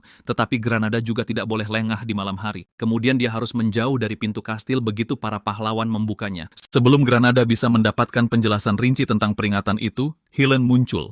Jadi Granada berbohong kepada pahlawan itu bahwa dia hanya sedang mencari udara segar. Helen kemudian memberinya anggur buah sebelum bertanya pada Granada apakah dia sedang memikirkan sesuatu. Granada bertanya apakah mereka benar-benar bisa mengalahkan Raja Iblis, dan Helen menertawakannya sambil mengaku bahwa dia juga tidak yakin. Dia bercerita tentang bagaimana menaklukkan Raja Iblis selalu seperti neraka dan tidak pernah sekalipun berjalan mulus. Penasaran, Granada bertanya kepada Helen tentang Raja Iblis Nafsu yang telah dibunuh Helen sebelumnya, dan percaya bahwa karena dia telah menyerap kekuatan sang Raja Iblis yang baru ini seharusnya mudah baginya.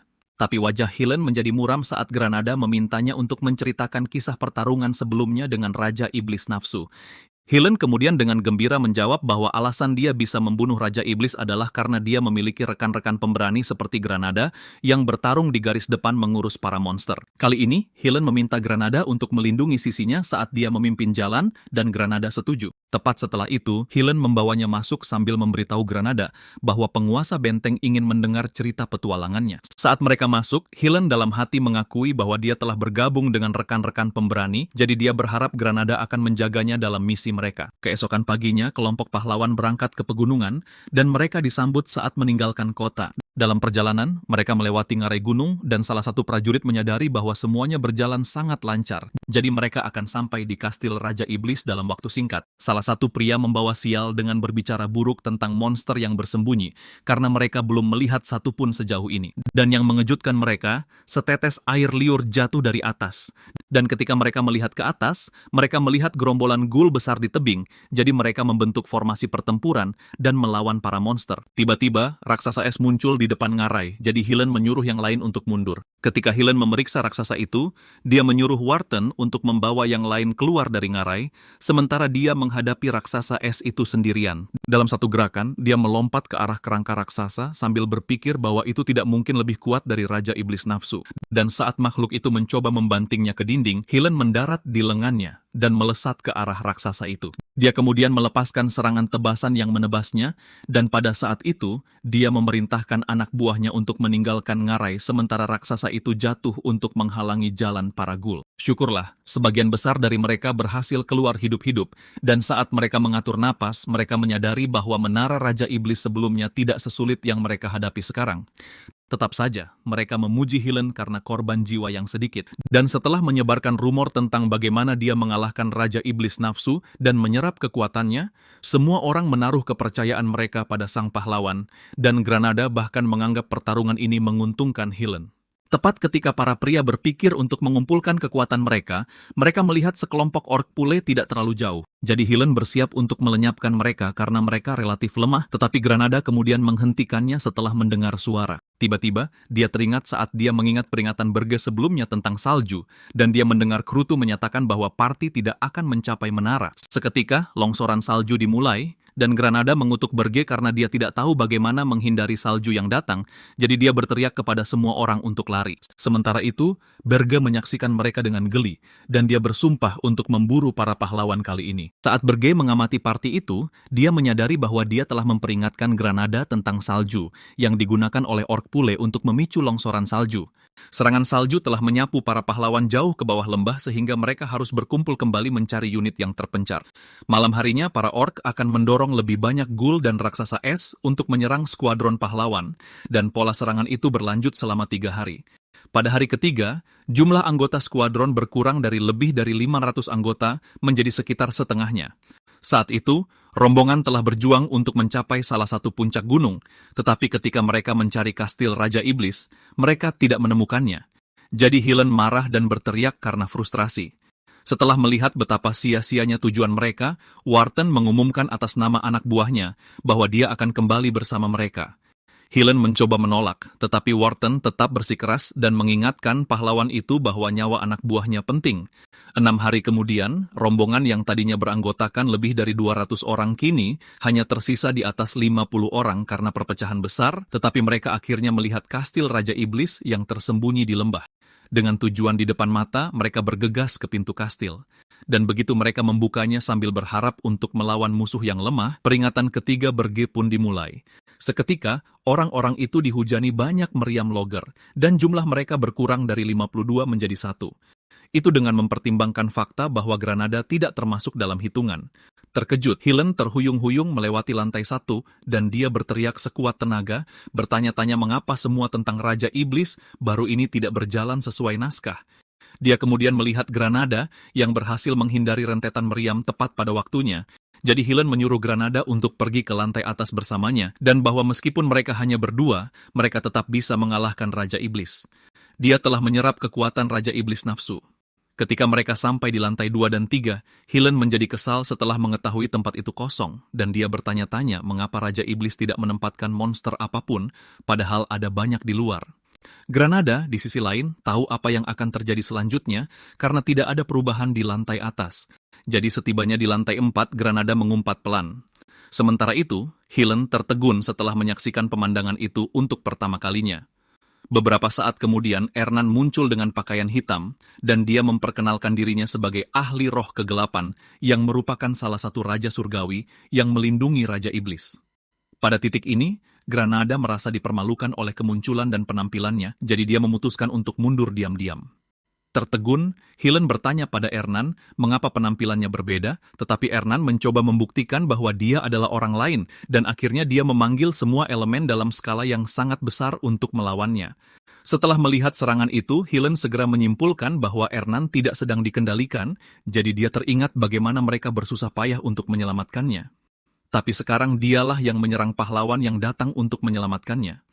Pada saat itu Helen marah dan menyatakan akan menghancurkan segalanya, tetapi Berge muncul tepat di belakangnya dalam wujud iblis dan bertanya apakah dia mampu. Dia kemudian menyerang pahlawan itu dengan api gelapnya dan berkata, dia akhirnya bisa melihat wajah Helen. Tidak terpengaruh oleh serangan itu, Helen melihat ke depan dan melihat Granada tidak jauh dari Berge, jadi dia segera berlari ke arahnya dan menyuruh Granada untuk menggabungkan kekuatan dengannya untuk membunuh Berge. Bingung, Granada bertanya bagaimana caranya, tetapi saat itu dia menyadari energinya meninggalkan tubuhnya. Dan saat dia jatuh ke tanah, Helen benar-benar dipenuhi dengan mana Granada, dan dia memberitahu si elf tentang apa yang dia maksud dengan mereka bertarung bersama. Berge menyadari bahwa Helen telah menggunakan artefak untuk menyerap mana Granada, jadi Helen menjelaskan bahwa artefak di jarinya yang dikenal sebagai pemakan elf mengubah vitalitas tak terbatas para elf menjadi mana, tetapi elf itu mati tidak lama setelah artefak diaktifkan. Helen menginjak Granada sambil mengungkapkan bagaimana itu adalah rencananya selama ini untuk memanfaatkannya. Dan saat Granada menyadari bahwa dia telah dikhianati, Berge tersenyum dan mengakui bahwa dia suka betapa keji dan rendahnya Helen. Selain itu, dia menyatakan bahwa jika dia bisa melepaskan artefak dari jari Helen, maka Helen akan kehilangan kekuatan barunya. Tapi Helen menyuruhnya untuk mencobanya. Lagi pula Raja Iblis Nafsu telah gagal melakukannya. Seketika Berge memanggil Gordon, dan pergelangan tangan Helen langsung terputus. Pahlawan itu butuh beberapa detik untuk menyadari apa yang baru saja terjadi, dan ketika dia sadar, dia berteriak sambil memegangi pergelangan tangannya, dan dia bingung karena tidak bisa mendeteksi kehadiran Gordon. Sementara itu, Gordon, iblis peringkat tinggi, berdiri tepat di belakang Helen dan menyuruhnya diam. Jadi Helen secara naluriah melompat menjauh, dan dia kesulitan memproses mengapa dia hampir terbunuh oleh iblis yang lebih rendah dari Raja Iblis. Sial baginya, masalah utamanya memegang bahunya dan memberitahu Helen bahwa dia tidak akan pergi kemana-mana. Pahlawan itu berbalik dan berpikir dia harus menghindar. Tapi begitu dia melihat Berge memegang bola besar energi iblis, Helen menyadari bahwa dia tamat, jadi dia hanya menerima nasib dan menatap saat Berge memberitahunya sudah waktunya untuk dihajar. Raja Iblis melemparkan bola api gelap raksasa ke arah Helen, dan itu menyebabkan ledakan besar. Setelah asapnya hilang, Berge kembali ke wujud manusianya, dan dia memuji Helen karena masih bertahan. Jadi dia memerintahkan Gordon untuk mengurung Helen serta manusia lain yang pingsan karena senjata Logger. Granada, di sisi lain sempat melihat gerbang surga, tetapi Berge menyelamatkannya dengan memberinya bunga roh. Dia bangun dan juga melihat Berge memberikan yang lain kepada Ernan sebelum menyuruh Logger untuk melakukan sesukanya dengan menara itu. Setelah memberi selamat kepada semua orang atas pekerjaan mereka yang bagus, Berge menyuruh mereka untuk kembali menjaga lantai mereka, dan dia berjalan pergi dengan acuh tak acuh. Granada mengawasinya dengan kagum dan memujinya karena dengan mudah mengalahkan Helen, tetapi Ernan mengamati Berge sejenak dan curiga Berge lelah. Ketika Berge sampai di lantai 5, dia pingsan di tanah dan mengatur napas, menyadari bahwa dia hampir pingsan tepat setelah pertempuran. Yang mengganggu Berge adalah dia mengerahkan seluruh kekuatannya melawan Helen, salah satu anggota terlemah dari 10 bintang yang merupakan pahlawan di seluruh benua, dan dia tidak bisa membunuhnya. Ini adalah akibat dari Berge yang tidak bisa menggunakan banyak energi iblis karena poin yang dia miliki sedikit. Jadi dia harus melaksanakan rencananya sedemikian rupa sehingga dia membuat Helen kelelahan secara mental dan fisik sebelum memprovokasinya dan menyebabkan Helen mempersempit pandangannya. Tetap saja, Berge terkagum-kagum karena dia meraih kemenangan sempurna tanpa harus bergantung pada standar Raja Iblis. Dan karena berhasil melakukannya, itu menunjukkan bahwa Berge dapat mengubah takdir dan membalas dendam pada para pahlawan. Ketika Wharton dan anak buahnya kembali ke Halton Walk, orang-orang mengadakan konferensi pers menuntut untuk mengetahui apa yang telah terjadi, dan mereka menjadi marah setelah mendengar bahwa rombongan pahlawan telah kembali karena tidak melihat kastil Raja Iblis. Ini karena usaha, harapan, dan investasi yang telah dicurahkan banyak orang kepada para pahlawan. Jadi saat mereka menyalahkan mereka, Wharton angkat bicara dengan memberitahu mereka bahwa Helen belum kembali, dan dia masih mencari menara itu, jadi mereka harus menunggunya. Dalam waktu singkat, berita itu menyebar ke seluruh benua, dan itu membuat Raja Hilduran kesal karena para pahlawan tidak kembali dengan putrinya. Louis, di sisi lain, tidak peduli, dan dia masih mengejar Logger. Tak lama kemudian, ceritanya terdistorsi dan dibesar-besarkan. Dan saat orang-orang menyebarkan desas-desus tentang kematian Helen, dunia jatuh ke dalam kesedihan, dan energi negatif itu meningkatkan poin iblis Berge. Selama periode itu, Wharton dipanggil ke majelis pahlawan. Dan setelah mereka memastikan bahwa Helen belum kembali, dan mereka juga belum mendapat kabar tentang lokasi Berge, mereka memutuskan untuk menunggu selama 10 hari, berharap Helen akan kembali.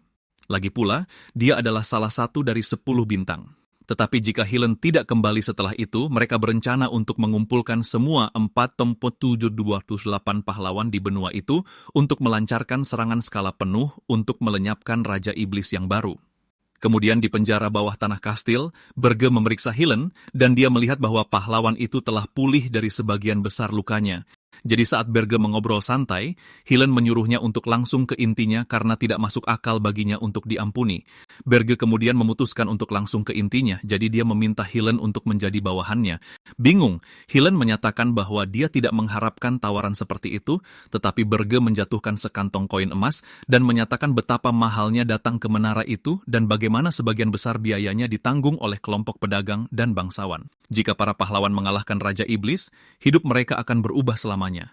Tetapi jika mereka gagal, mereka akan memiliki hutang yang sangat besar untuk dibayar. Dalam situasi Helen, semua investasi ada padanya. Dan sekarang setelah dia gagal, Helen menyadari bahwa dia dalam banyak masalah. Jadi bahkan jika dia melarikan diri dari menara, dia akan dicap sebagai pahlawan gagal dan dikenai pajak untuk membayar semua hutang yang telah dia tanggung sejauh ini. Begitu Helen mengetahui bahwa Granada lah yang memberitahu Berge tentang situasinya, Helen menyebut Granada pengkhianat dan ini memicu Granada.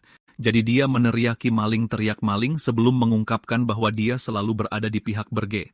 Berge kemudian angkat bicara, mengatakan bahwa alasan para pahlawan gagal adalah karena tidak ada Raja Iblis seperti dirinya.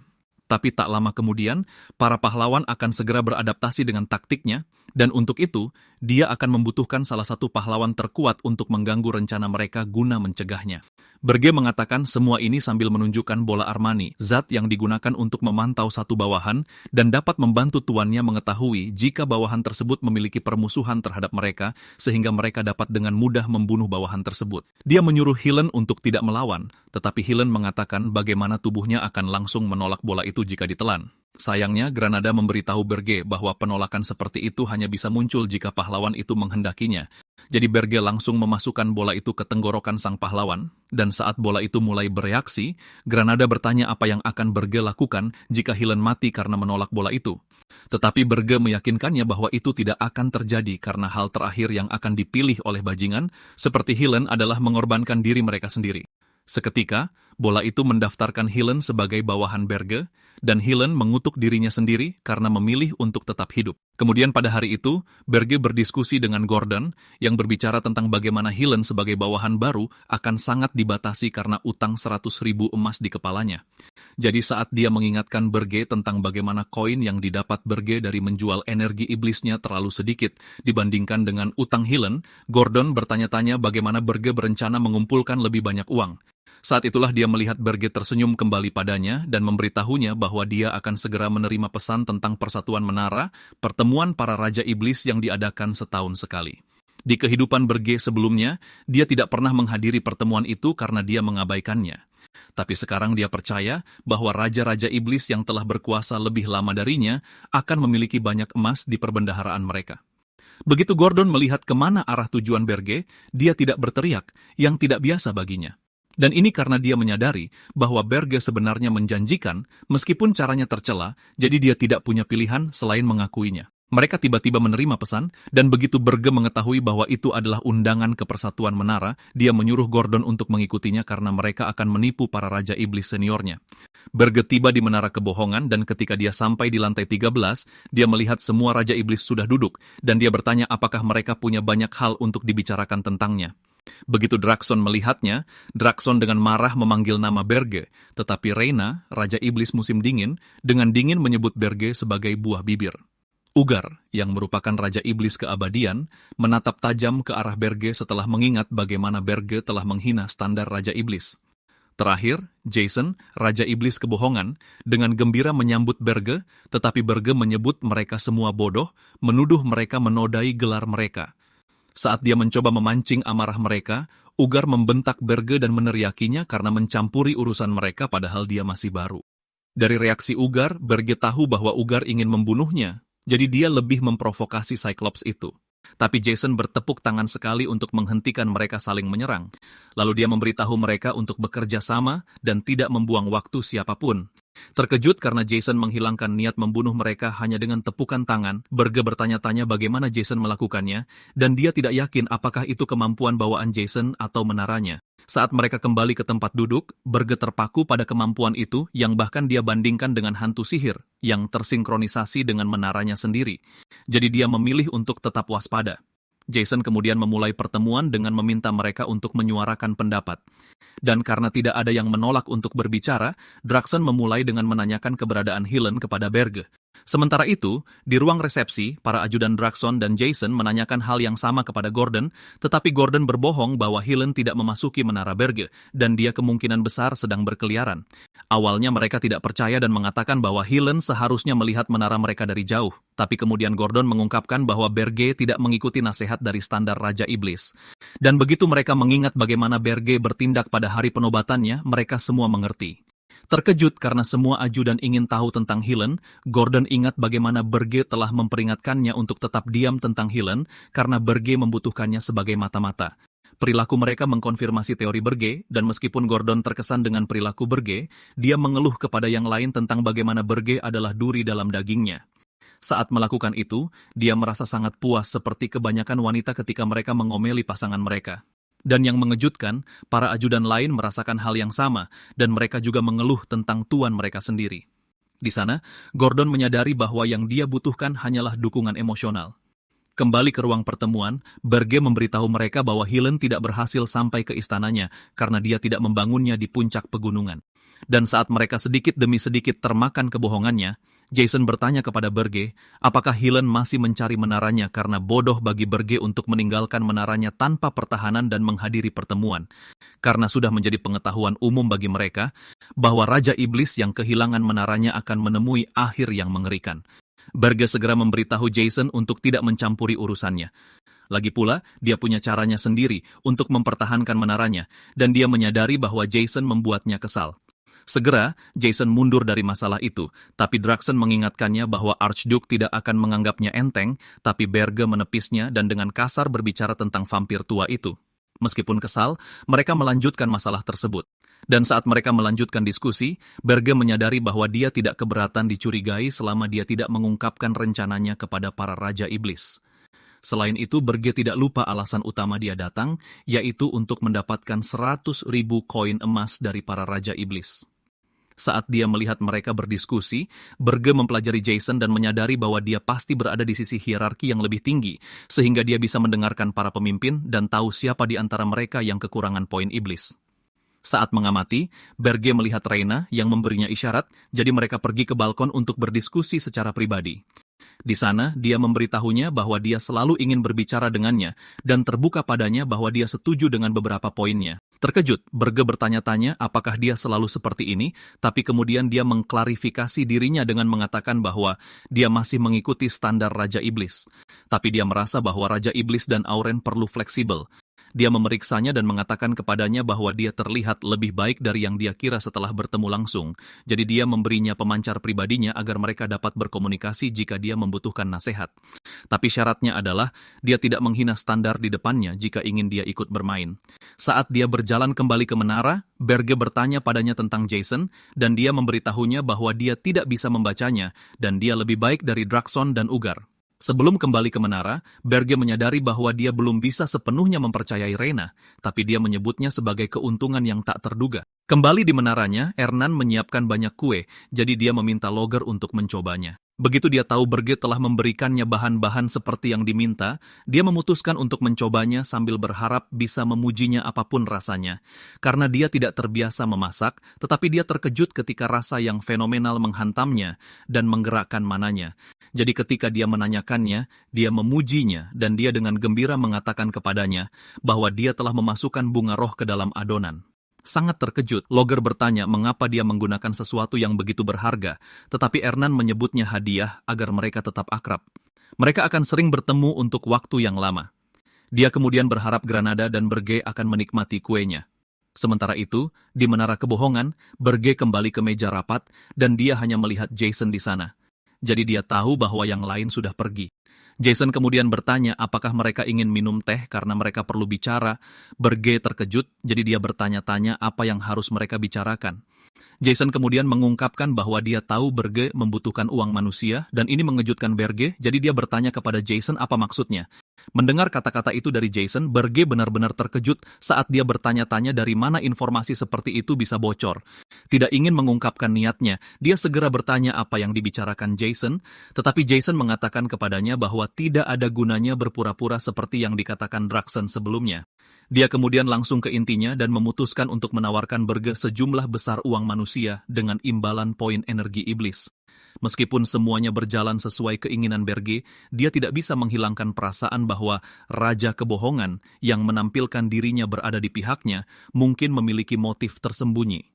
Tetap saja, dia sangat membutuhkan uang itu, jadi dia tidak punya pilihan selain melanjutkan transaksi. Setelah menyelesaikan transaksi, Berge kembali ke mansionnya dengan uang dan menawarkan Helen jumlah yang disepakati. Melihat uang itu, Helen terkejut karena Raja Iblis itu menepati janjinya. Berge kemudian memintanya untuk melakukan yang terbaik untuk menyembunyikan sumber dana. Dia percaya bahwa jika Jason bisa merasakan aliran uang dan mengetahui tindakan mereka dengan sempurna, maka mereka akan menjadi boneka di tangannya. Jadi dia menyimpulkan bahwa tindakan terbaik mereka adalah bertindak sehati-hati mungkin. Sama seperti Helen, Berge juga telah mengubah sisa manusia yang selamat menjadi ksatria hitam dan penyihirnya. Dia kemudian menginstruksikan Helen untuk menggunakan mereka untuk melipat gandakan uang, karena dia sudah memprogram mereka untuk mengikuti perintahnya sampai akhir. Helen melihat segalanya dari perspektif yang lebih cerah mengingat fakta bahwa dia dan sejumlah besar manusia berhasil selamat. Karena misinya tidak sepenuhnya gagal, dia yakin bisa kembali bekerja sebagai pahlawan setelah melunasi semua utangnya. Dia kemudian menjadi sombong dan mengulurkan jabat tangan kepada Berge untuk memperingati apa yang disebutnya sebagai kemitraan bisnis mereka. Pada saat itu, Berge marah besar, sambil menyebabkan rasa sakit yang luar biasa pada pahlawan itu karena kesombongannya. Dia menegaskan bahwa mereka tidak dalam bentuk kemitraan apapun dan bahwa Helen harus tahu posisinya dan bertindak seperti budak yang pantas. Dia kemudian memerintahkannya untuk pergi saat dia pamit. Sebelum Helen pergi, Ernan mendekatinya dan memberinya surat yang ingin dia sampaikan kepada Elena, putri ke-13. Kesal, dia bertanya mengapa dia memutuskan untuk berpihak pada Raja Iblis sejak awal, menyalahkannya karena membuatnya dipermalukan sampai saat ini. Mendengarnya mengomel, dia segera meminta maaf, tetapi menegaskan kepadanya bahwa dia tidak berniat kembali ke kerajaan. Dia menyebutkan rahasia tertentu dari kerajaan Hilduran yang sepertinya juga diketahui Helen, tetapi dia menganggapnya hanya rumor palsu sampai saat itu. Mengkonfirmasi bahwa rumor itu benar, dia akhirnya memahami tindakan sang putri dan setuju untuk membantunya mengirimkan suratnya. Ketika Helen dan sisa manusia pergi, Gordon menghadapi Berge dan menyampaikan kekhawatirannya tentang pahlawan yang tidak mematuhi perintahnya. Berge kemudian menunjukkan bahwa tidak seperti kebanyakan manusia lain, Helen tidak memiliki kekasaran manusia yang membuatnya terobsesi dengan uang, tetapi yang dia kejar adalah popularitas. Dia kemudian berkomentar bahwa dengan seseorang dengan semangat seperti itu di bawah kendali mereka, mereka pasti akan mencapai tujuan mereka dengan cara terbaik. Tak lama kemudian, Ernan muncul, bertanya apakah mereka ingin mencoba kuenya. Melihatnya masuk dengan begitu santai, Berge menyadari bahwa dia terlalu lunak padanya. Dia kemudian mengancam akan melemparkannya ke penjara bawah tanah selama sebulan penuh jika rasa kuenya tidak enak. Tanpa terganggu, Ernan memintanya untuk mencobanya dan melihat. Saat dia mencicipi kuenya, Berge merasakan ekstasi mengalir di tubuhnya dan hampir kehilangan kendali, tetapi berhasil menahan diri. Menyadari bahwa dia mencampurkan bunga roh dengan bahan-bahan kue, dia menyimpulkan bahwa dia mencoba membuatnya melakukan sesuatu untuknya, jadi dia menanyakannya. Sementara itu, kelompok perjalanan pahlawan Helen turun dengan aman di bawah pengawalan Krutu. Setelah tiba di Holton, mereka segera berangkat ke kerajaan Hilduran melalui lingkaran sihir teleportasi. Granada, di sisi lain, kembali ke markas Guild Tentara Bayaran Scarlet Hawk untuk mendisiplinkan para desertir. Dia menghukum anak buahnya dengan keras karena meninggalkannya, kapten mereka, dan lari seperti pengecut untuk menyelamatkan nyawa mereka yang menyedihkan. Saat dia menghajar mereka, seorang wanita muda muncul di gedung itu dan memperkenalkan dirinya sebagai Kaide, seorang pahlawan. Dia menjelaskan bahwa dia tidak dapat bergabung dalam perjalanan pahlawan karena keadaannya, tetapi menyatakan bahwa dia akhirnya datang untuk bergabung dalam perjalanan pahlawan. Anak buah Granada kemudian menjelaskan bahwa saat dia pergi, Kaide lah yang membayar tagihan bar mereka. Granada menghargainya karena telah membayar tagihan, tetapi menjelaskan bahwa perjalanan pahlawan sudah berakhir dan Helen sudah meninggalkan Holton Walk. Mendengar ini, Kaide menjadi kesal saat dia meminta detail tentang kegagalan ekspedisi. Granada kemudian setuju untuk memberitahunya, tetapi hanya mengungkapkan sebanyak yang diperintahkan Berge. Setelah berbagi cerita, Kaide berterima kasih atas waktunya dan memutuskan untuk meninggalkan beberapa koin sebagai tanda terima kasih saat dia pergi. Saat dia pergi, asisten Granada yang serakah mencoba mencuri uang yang ditinggalkan Kaide sambil membuat komentar konyol tentangnya, tetapi dia ketahuan dalam waktu singkat. Ketika Kaide pergi, Granada melihat sekelompok penjaga mengawalnya. Anehnya, meskipun mengenakan baju zirah lengkap, dia tidak mendengar langkah kaki mereka, jadi dia memutuskan untuk menyembunyikan identitasnya dan mengikuti mereka secara diam-diam. Dari tempat persembunyiannya, dia kemudian dapat mengetahui bahwa dia adalah seorang putri yang ingin menyerahkan segalanya hanya untuk menjadi seorang pahlawan. Saat itu, dia merasakan sebilah pedang di lehernya entah dari mana. Sebuah suara kemudian terdengar dari belakang saat seorang penjaga kuat dengan perlengkapan lengkap bertanya siapa dia dan mengapa dia memata-matai sang putri. Seolah itu belum cukup. Penjaga itu juga bertanya mengapa dia menggunakan sihir yang mencurigakan, mencoba mencari tahu apakah dia mata-mata dari kerajaan lain. Tidak ingin ketahuan sebagai mata-mata Raja Iblis, Granada berpikir keras tentang apa yang harus dilakukan. Tetapi sebelum dia bisa menjelaskan dirinya, penjaga itu menganggapnya sebagai ancaman dan mulai menyerang. Mendengar ledakan keras, ksatria lain berbalik dan melihat Granada mencoba melarikan diri, jadi mereka menganggapnya sebagai pembunuh bayaran dan langsung menyerangnya. Terjebak dalam kesulitan, Granada menyadari bahwa dia adalah satu-satunya elf di Horton Walk, yang berarti dia akan mudah dikenali jika menggunakan kekuatannya. Tetapi jika tidak, dia tidak tahu apakah dia bisa melarikan diri dari para ksatria dengan selamat. Para pengawal memperingatkan sang putri untuk mundur, tetapi dia bersikeras bahwa dia adalah seorang pahlawan, dan bersama-sama mereka menyerang Granada. Di sana, dia memutuskan untuk menggunakan kekuatannya, tetapi tiba-tiba, api hitam muncul menghentikan musuh-musuhnya, dan dia melihat Beria, yang bertanya mengapa dia bermalas-malasan. Yang lain melihat Beria dan menyadari bahwa dia adalah Raja Iblis, tetapi Granada kesal padanya karena mengira dia bermalas-malasan, padahal dia sedang berusaha melarikan diri. Para ksatria segera menyimpulkan bahwa Beria datang untuk menculik putri mereka, jadi mereka mengambil kuda-kuda dan bersiap mempertaruhkan nyawa untuk melindunginya. Jaspian, di sisi lain, memberitahu mereka ini adalah kesempatan mereka untuk menangkap Beria, dan mereka tidak perlu mengkhawatirkannya. Terkejut, Beria memberitahu mereka bahwa dia tidak tahu ada seorang putri di kota, tetapi para pria itu tidak mempercayainya. Jadi mereka semua bertanya kepadanya, termasuk Granada, mengapa dia ada di sini, dan Beria mengatakan bahwa dia kebetulan sedang ada urusan yang membuat mereka berteriak kaget. Beberapa saat yang lalu, tepat setelah mencoba kue, Beria bertanya pada Ernan apa yang dia inginkan, dan dia menyuruhnya untuk mengambilkan bubuk Cenial. Dia tahu bubuk itu digunakan untuk kontrak roh, yang ditemukan oleh seorang elf bernama Senial sekitar 100 tahun yang lalu yang membelot ke kerajaan manusia. Elf itu ditugaskan oleh raja untuk mengembangkan suplemen yang memungkinkan manusia untuk membuat kontrak dengan roh secara lebih lancar. Beria, di sisi lain, tidak percaya Ernan membutuhkannya karena dia adalah pengguna seni roh yang sangat berbakat, tetapi dia berpura-pura polos dan mengatakan kepadanya bahwa hampir tidak ada mana di menara, jadi akan sulit baginya tanpa bubuk Senial.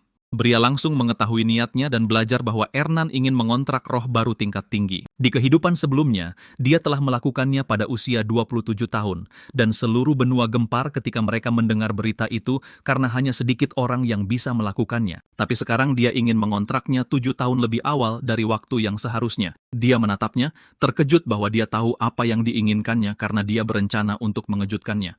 Beria, di sisi lain, bertanya-tanya mungkin menara telah memengaruhi pola pikirnya untuk membuatnya mempercepat prediksinya. Dalam jangka panjang, dia tidak keberatan selama kekuatan tempur menara meningkat, jadi dia berterima kasih atas makanannya dan pergi untuk mengambil apa yang dia minta. Saat ini, dia menciptakan api hitam dan memberitahu para penjaga bahwa dia memiliki urusannya sendiri, jadi dia akan mengakhiri pertarungan mereka dengan cepat. Beria menembakkan serangan itu yang mengejutkan Putri Jaspin dan menghancurkan area di sekitar mereka, tetapi dia merasa geli setelah melihatnya masih berdiri dan diselimuti aura. Berjalan di depan anak buahnya, dia memberitahu Beria bahwa aura seorang pahlawan memiliki kekuatan untuk menghancurkan iblis. Itulah mengapa pahlawan adalah musuh alami bagi Raja Iblis. Dia mengangkat pedangnya sambil berteriak bahwa tempatnya bukan di istana yang pengap, tetapi di medan perang. Dengan satu ayunan, dia menggunakan serangan pamungkasnya.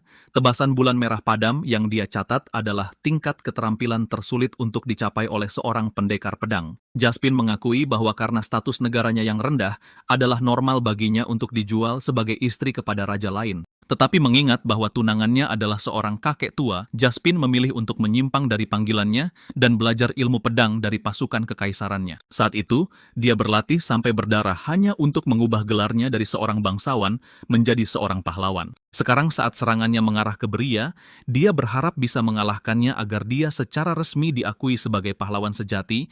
Hanya dengan begitu dia akan bebas dari perintah ayahnya dan dia akan memilih suaminya sendiri.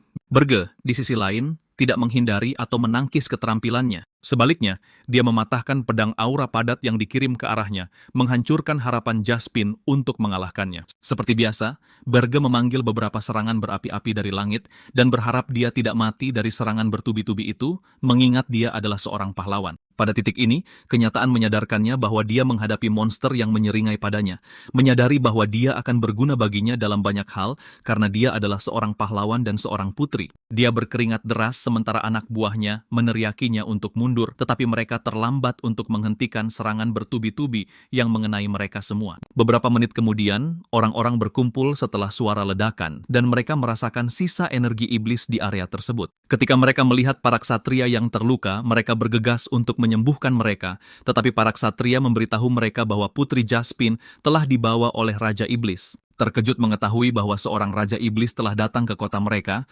orang-orang menyimpulkan bahwa itu adalah Beria yang tinggal di Ergast. Kemudian di Menara Beria di penjara bawah tanah, Ernan melihat Jaspin tidak sadarkan diri di dalam sel. Jadi dia bertanya pada Beria apakah dia kenil, tetapi dia memberitahunya bahwa dia adalah Kaede Jaspin, putri kekaisaran ke-9. Dia kemudian memberitahu Ernan bahwa Jaspin terluka, jadi dia harus merawatnya karena dia akan tinggal di lantai 4 untuk saat ini. Bingung, Ernan bertanya mengapa dia menculik putri lain, lalu dia mengatakan bahwa dia hanya melihatnya di jalan, jadi dia membawanya. Selain itu, dia perlu melakukan hal semacam ini untuk mengisi kembali poin energi iblisnya. Tanpa mengerti, dia bertanya apa maksudnya, dan Beria hampir saja membocorkan rahasianya sebelum menyadari bahwa dia sedang berbicara dengan salah satu sanderanya. Dia dengan cepat mengoreksi dirinya sendiri, mengatakan bahwa dia akan pergi dan mengambil bubuk senial seperti yang diperintahkan.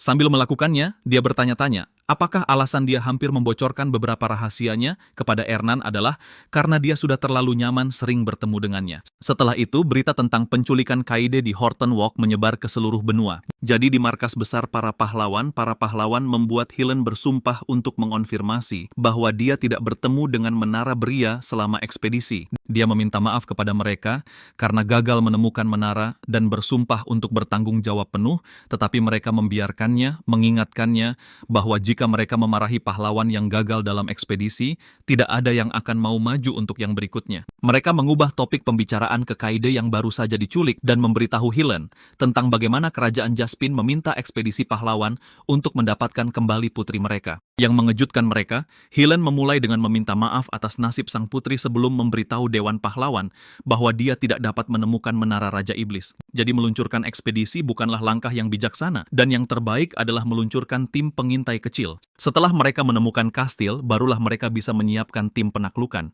Dia meyakinkan mereka bahwa Beria tidak percaya diri dengan kekuatannya. Itulah sebabnya dia memilih untuk bersembunyi, dan mereka semua setuju karena sangat tidak logis bagi Raja Iblis untuk melanggar aturan mereka. Setelah mendengar semua pendapat para pahlawan yang setuju dengan Hylen, kepala dewan menunda kelompok penaklukan. Tepat setelah pertemuan, Hylen menghela napas lega dan dalam hati bertanya pada dirinya sendiri, apakah dia melakukan apa yang diinginkan Beria dengan menggunakan wewenangnya sebagai pahlawan untuk memblokir ekspedisi. Dia kemudian mencatat bahwa dia telah mengulur waktu untuk Beria sehingga dia harus menangani sisanya. Kemudian Gordon memberitahu Beria tentang laporan Hylen, dan Beria menyadari bahwa berkat mengamankan Hylen sebagai bawahannya, mereka dapat menunda timbulnya masalah besar. Dia melihat sumber dayanya dan mencatat bahwa itu dapat membantunya menunda ekspedisi. Selain itu, menculik Kaede telah membantunya mengumpulkan poin energi iblis. Jadi jika dia menggunakan bola aruman padanya, dia bisa menambahkannya ke aset tempurnya. Dengan Logar memodifikasi lantai 1 untuk sistem serangan dan pertahanan yang lebih baik, dan Krutu memperluas pengaruhnya lebih jauh, setelah Ernan berhasil mengontrak roh tingkat tinggi, pertahanan menara akan selesai. Hanya dengan begitu, para pahlawan akan takut pada tempat itu dan akan menolak untuk melakukan ekspedisi, dan itulah saatnya Beria bisa memulai balas dendamnya yang sebenarnya pada mereka. Agar rencananya terwujud, dia pergi ke kota teknik sihir, tempat yang penuh dengan penyihir dan pahlawan, sebuah tempat bernama Amur untuk mendapatkan bubuk senial. Berdiri tepat di pinggiran, dia berharap tidak tertangkap karena tingkat kesulitan tempat itu terlalu tinggi. Di ibu kota kerajaan sihir, Beria pergi ke surga Jetson di pinggiran Amur. Di sana pemilik toko mengetahui dari surat kabar bagaimana Jaspin, putri ke-9, diculik tepat setelah ekspedisi pahlawan berakhir.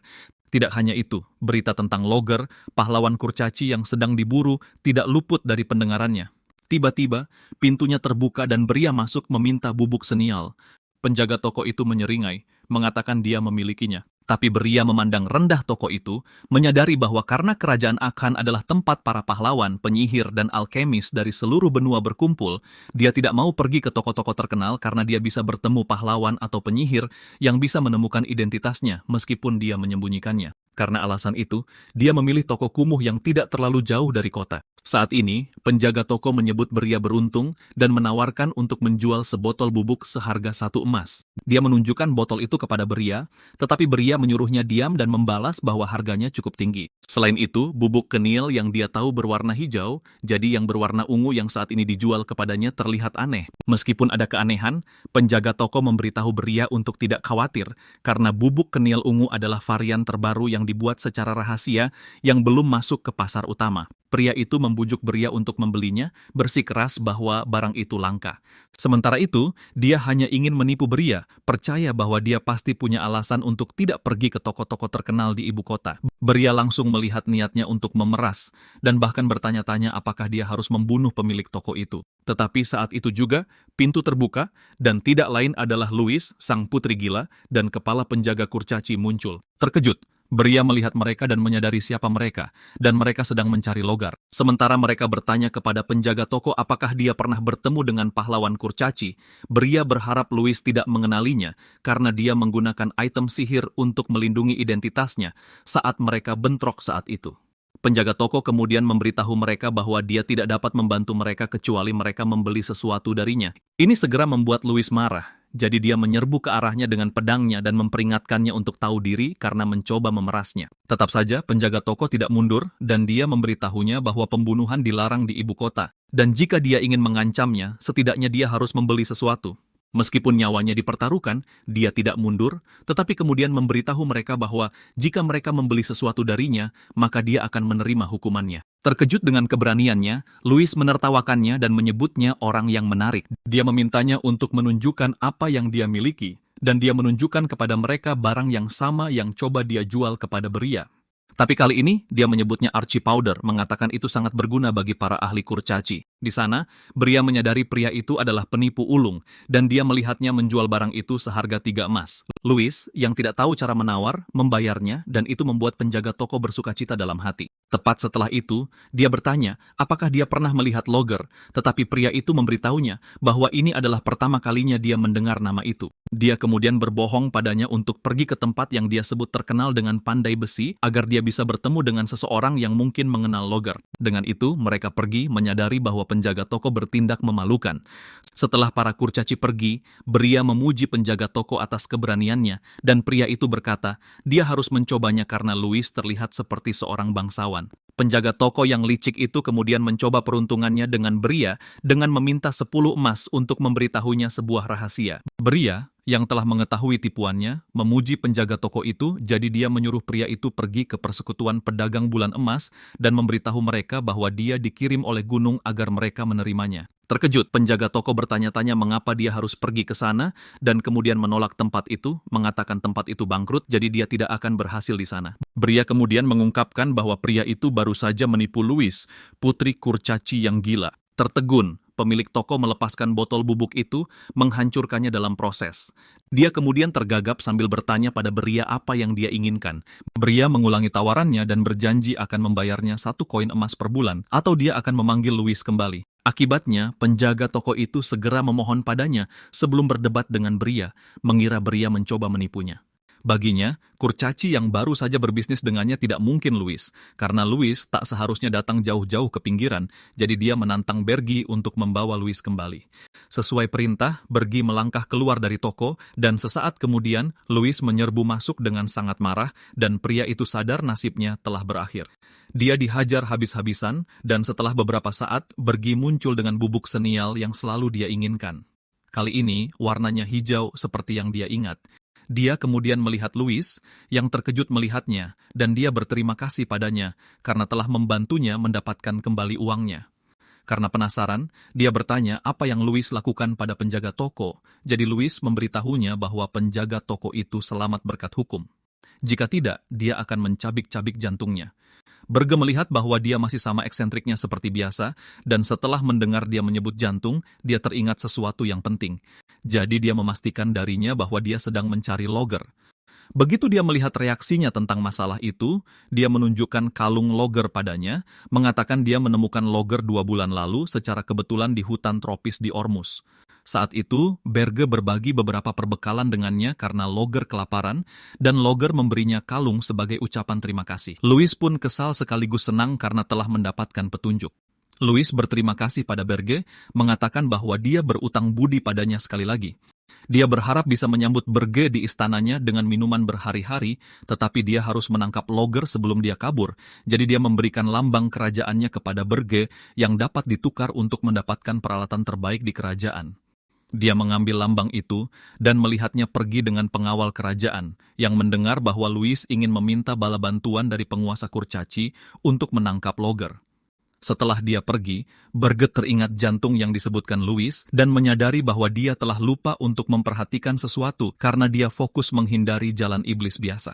Dia ingat bahwa sekitar waktu ini di kehidupan sebelumnya, Draksen telah menemukan dan menyerap jantung dari binatang mistis tertentu dan mendapatkan kekuatan luar biasa, dan itulah satu-satunya hal yang benar-benar diinginkan Berge karena dia masih tahu gangguan dimensi sangat memengaruhinya. Itulah sebabnya jika dia melawan Louis yang diperkuat dengan peralatan tingkat tinggi, dia hanya akan menang tipis. Sekarang untuk membalas dendam pada para pahlawan dan untuk bertahan hidup di dimensi saat ini, Berge harus melakukan satu hal, meningkatkan kekuatannya sendiri.